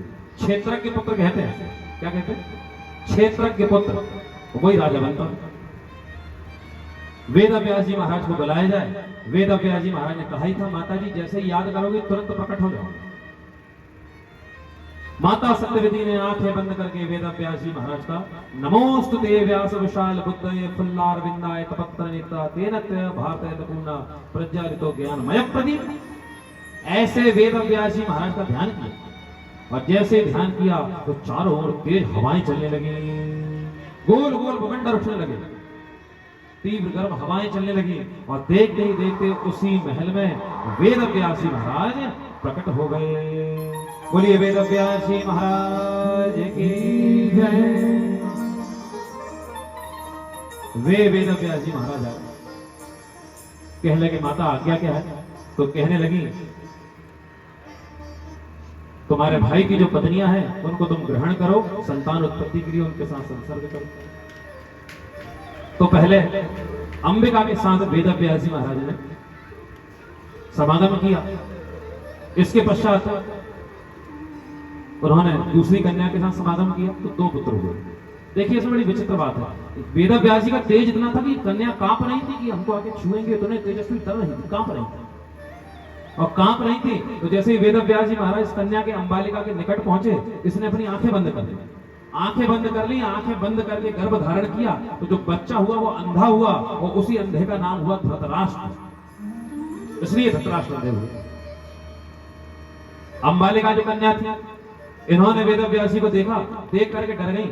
आप लोग जब किसी तेजस्वी पुरुष को, किसी संत महात्मा को देखेंगे ना, बिल्कुल पास जाएंगे तो ज्यादा तेजस्वी अगर है, जब तक बाला है, उसकी वाणी में ओज होगा, आंखों में तेज होगा, ललाट पर चमक होगी, शरीर में बल होगा, उसको देखकर तुम उससे आंखें थोड़ी मिला पाओगे।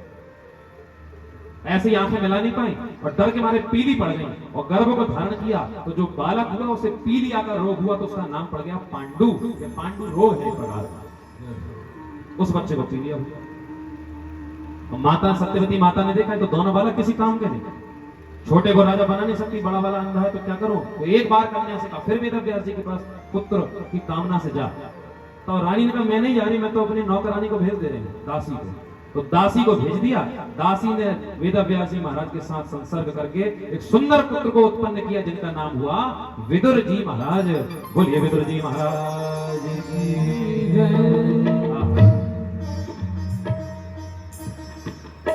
कथा के भीतर कथा, कथा के भीतर कथा, कथा के भीतर कथा, ऐसी देवी भागवत। वे ही विदुर जी महाराज, परम विद्वान, जिनके नाम से विदुर नीति प्रसिद्ध है। हमारे भारतवर्ष में ऐसे विद्वान हुए जिनके नाम सुंदर ग्रंथ है। महाभारत में जो सुंदर, आज भी आप लोग, हमारे भारत के प्रधानमंत्री नरेंद्र मोदी जी है और गृह मंत्री अमित शाह जी है। आप लोगों ने सुना होगा कभी कभी ये भाषण देते हैं तो कुछ श्लोक कहीं कहीं बोल देते हैं। संस्कृत बोलना चाहिए, भारत में नहीं बोलोगे तो कहां बोलोगे श्लोक? और श्लोक बोलते हैं, सारे श्लोक विदुर नीति के होते हैं।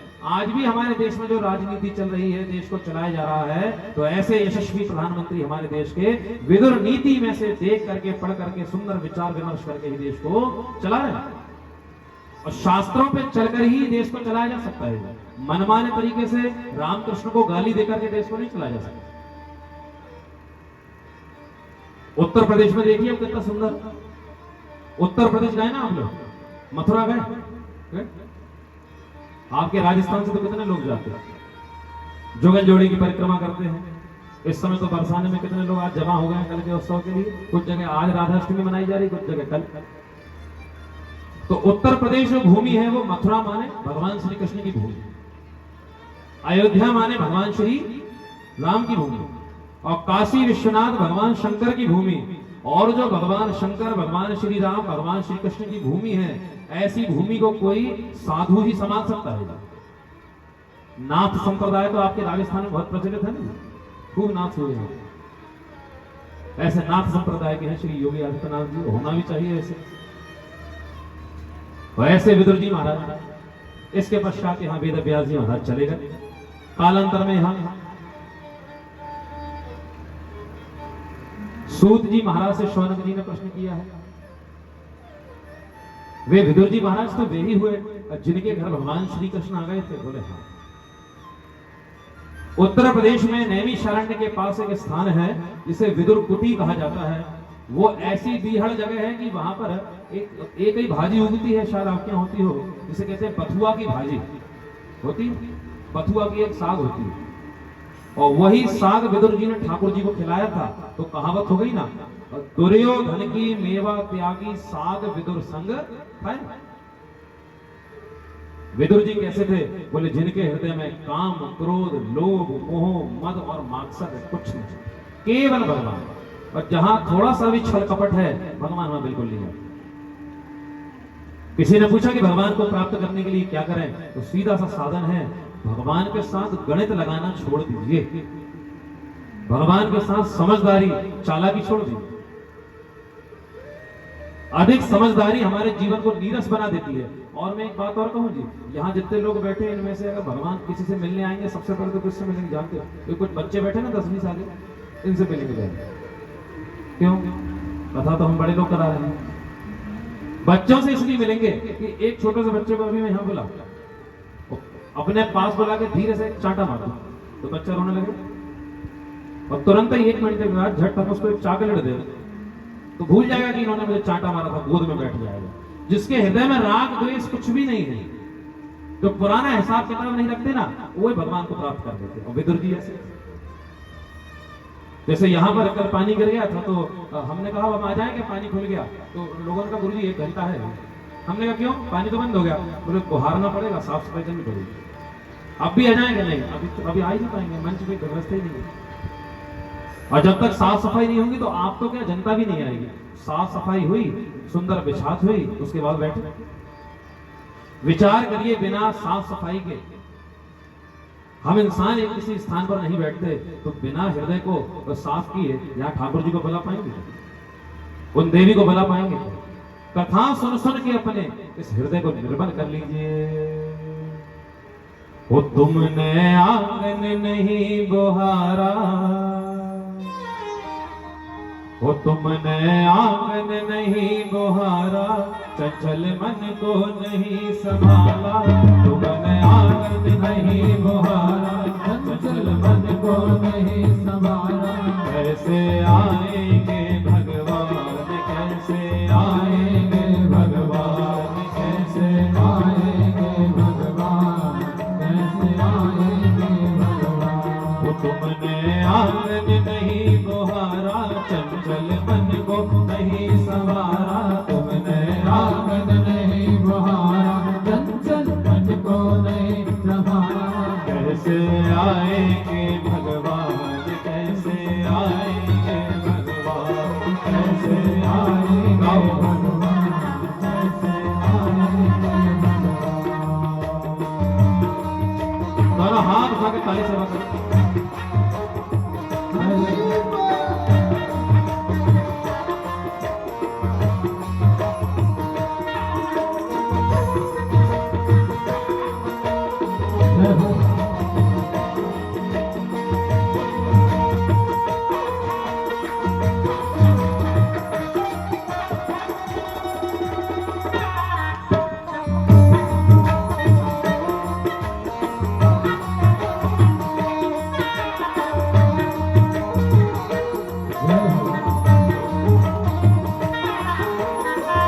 कौने कलमश कषाय की लगी हुई है तेरी, हर कौने कलमश कषाय की लगी हुई है तेरी।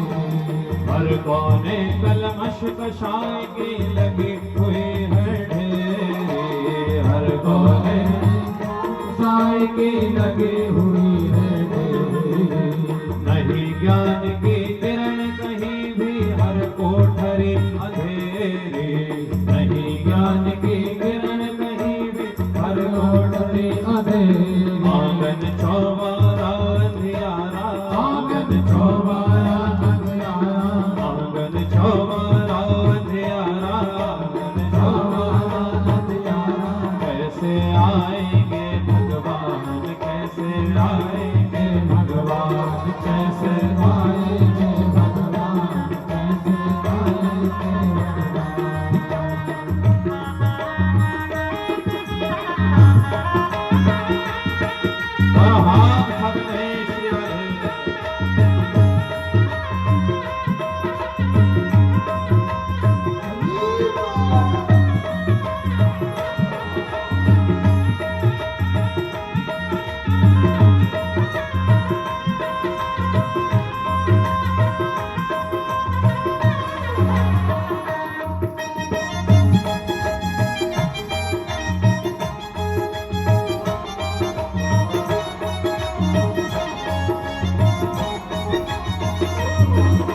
हृदय तुम्हारा पिघल न पाया जब देखा दुखियारा, हृदय तुम्हारा पिघल न पाया जब देखा दुखियारा, हृदय तुम्हारा पिघल न पाया जब देखा दुखियारा, हृदय तुम्हारा पिघल न पाया जब देखा दुखियारा।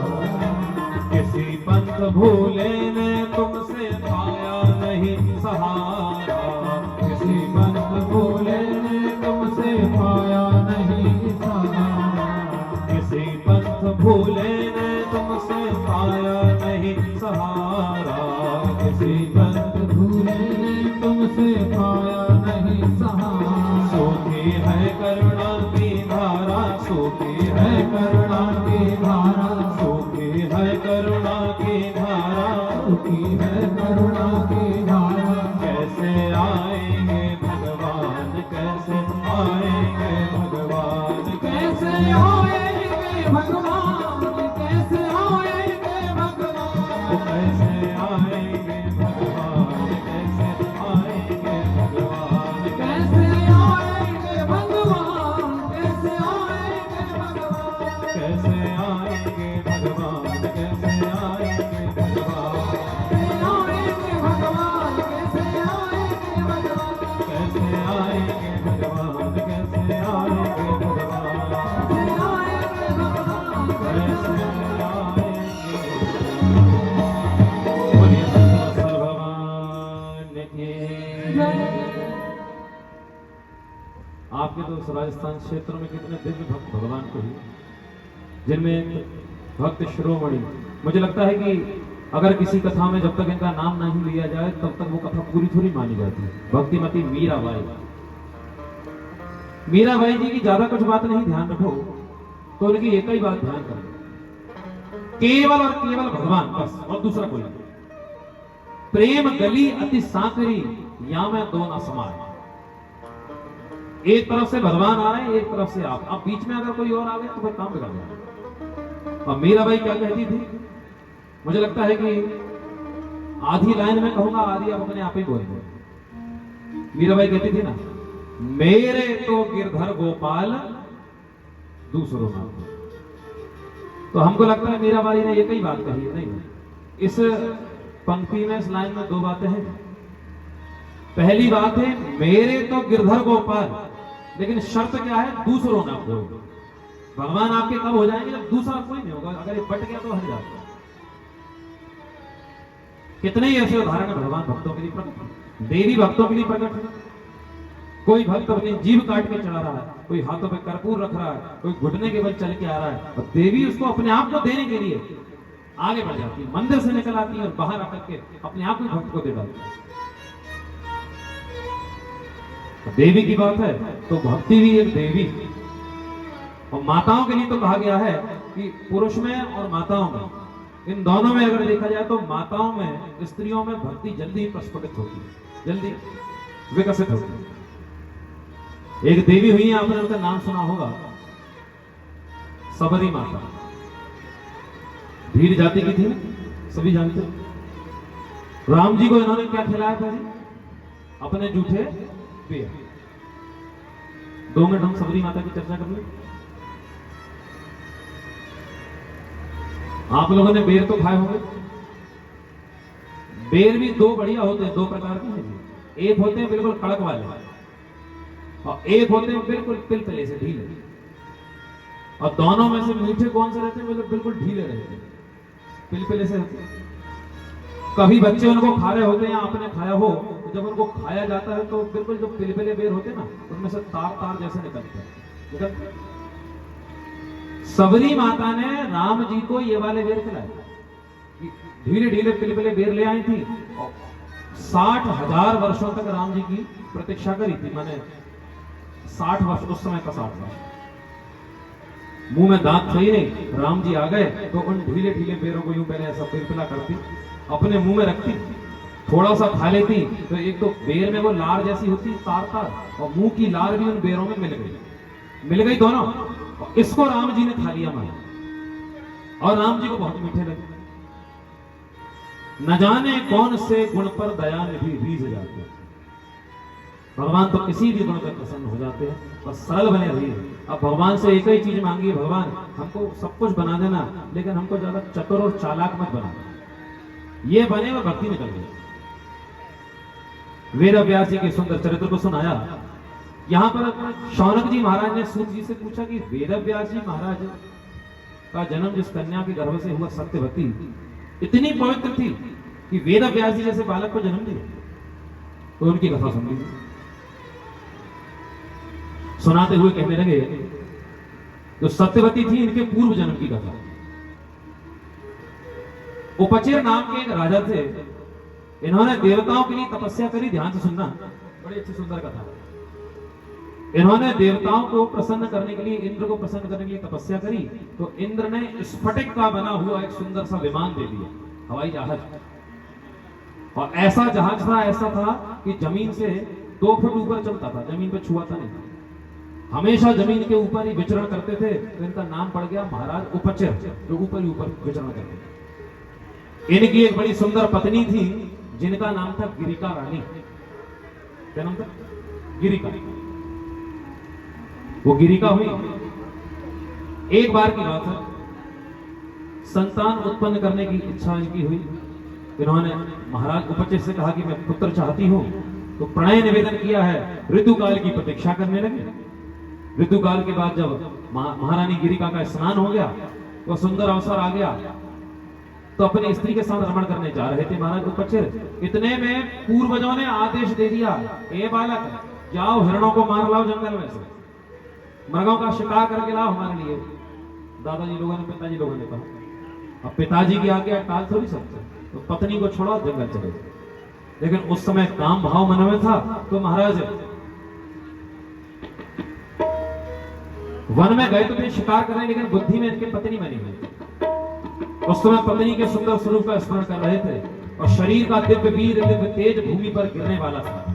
जैसे ही भूमि पर गिरने वाला था, इन्होंने उस तेज को एक दोने में ले लिया। इस तेज से संतान उत्पन्न होती है।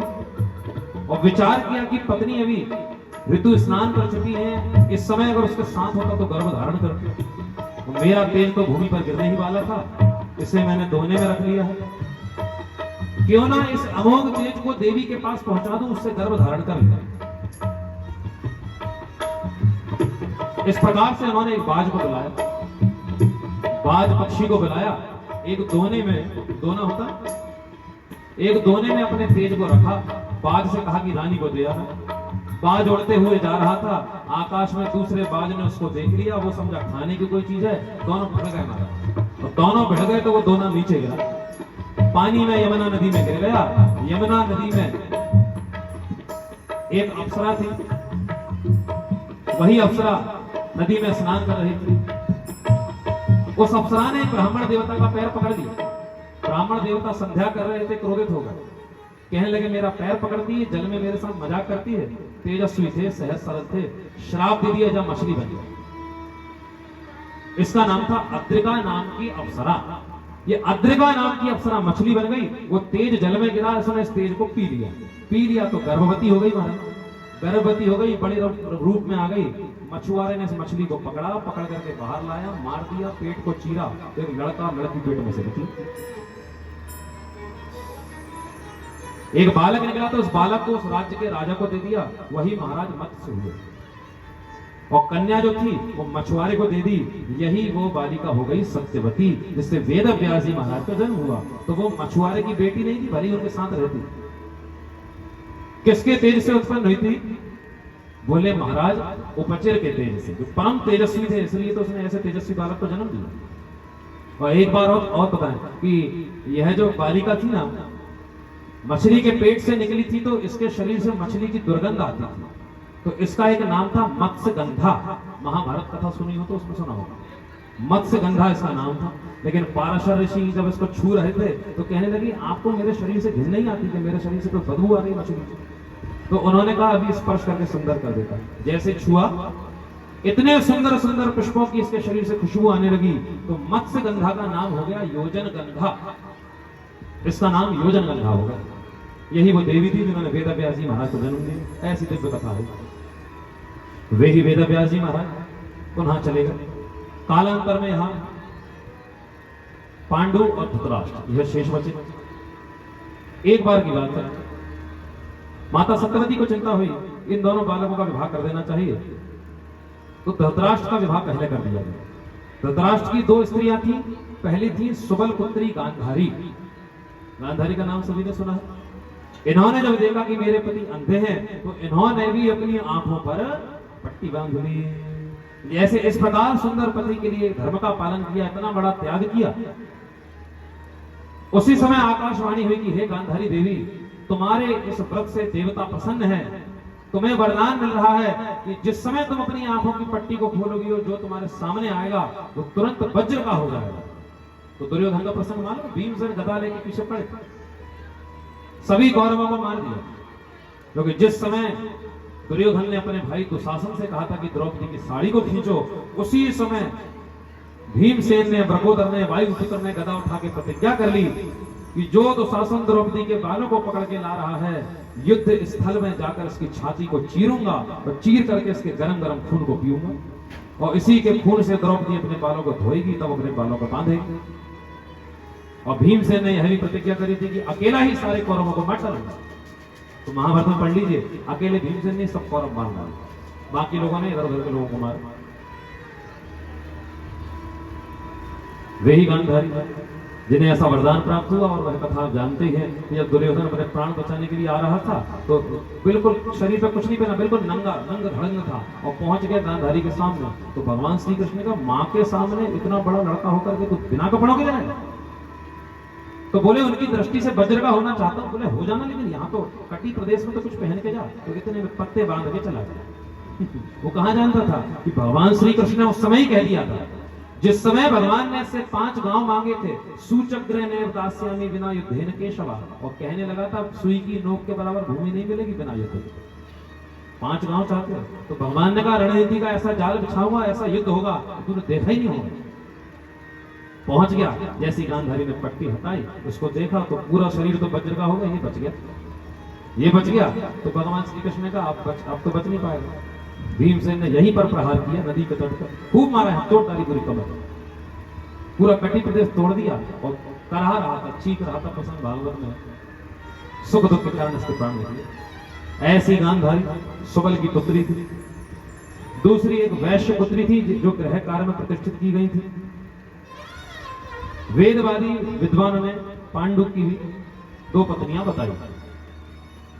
महाराज पांडु की भी 2 पत्नियां बताई गई है। एक सूरसेन की पुत्री कुंती और दूसरी मध्य देश की राजकुमारी माद्री।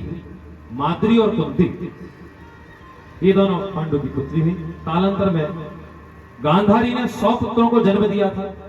बार बार इनका गर्भ नष्ट हो रहा था। भगवान शंकर को प्रसन्न करने के लिए इन्होंने तपस्या करी, तो भगवान शंकर ने वरदान दिया 100 पुत्रों को जन्म दोगी। और इन्होंने कई वर्षों का गर्भ धारण किया और शरीर से बहुत बड़ा मांस का पिंड प्रकट हुआ। तो रोने लगी, ये तो मांस का पिंड है, मांस का लोथड़ा बेटा तो है ही नहीं। तो उसको यहाँ पर विद्वानों के कहने पर इसके 100 टुकड़े कर दिए गए, अलग अलग मटकों में इनको टांग दिया गया गुफा में। और यही 100 कौरव हुए। कौरवों के नाम सबके दा से आते हैं, दुर्योधन, दुशासन इत्यादि। सभी कौरवों की एक सबसे छोटी बहन थी जिसका नाम था दुशाला। इस प्रकार ये 100 और 1 बहन। आगे यहां महाराज धृतराष्ट्र की एक वैश्या रानी थी जिन्होंने युयुत्सु नाम के एक परम तेजस्वी पुत्र को जन्म दिया। ये धृतराष्ट्र पांडु के विषय में यहां बताओ। एक बार की बात है, कुंती मैया जब बालिका थी उस समय दुर्वासा ऋषि इनके राज्य में आए। महाराज कुंती भोज ने सूरसेन की इस पुत्री को गोद ले लिया था। सूरसेन की पुत्री थी और कुंती भोज राजा ने गोद लिया था, तो नाम पड़ गया था महारानी कुंती। इन्होंने एक बार दुर्वासा ऋषि के लिए बहुत सुंदर सेवा करी। दुर्वासा ऋषि प्रसन्न हो गए, तो उन्होंने कहा अमोघ मंत्र तुझे दे रहा हूं, अमोघ काम मंत्र। इस मंत्र को बोल करके जिस देवता को तू बुलाएगी वो तुझे पुत्र देकर चला जाएगा। अब माताओं का, स्त्रियों का स्वभाव होता है परीक्षा करने। मटका वटका लेने जाते हो आप लोग हैं? तो मटका लेने हम भैया लोग जाते हैं तो दुकानदार बजा के दे देता, तो फिर हम लोग बजाते हैं क्या? बोले उसने दे दिया। लेकिन माताएं लेने जाती हैं और मटके वाला बजा के देता है तो 2 बार खुद भी बजा के देती है। तो परीक्षा लेने की आदत होती है। तो कुंती मैया ने सोचा मंत्र तो दुर्वासा ऋषि ने दिया है, एक बार देखूं काम करता है कि नहीं। हाथ जोड़कर सूर्यनारायण भगवान को याद किया। ओम कृष्णेन रजसा वर्तमानो निवेशयन्नमृतं मर्त्यञ्च हिरण्मयेन सविता रथेन देवो जाति भुवनानि पश्यन्। ओम घड़ी सूर्याय नमः। आकाश में देखते ही देखते सुंदर सुंदर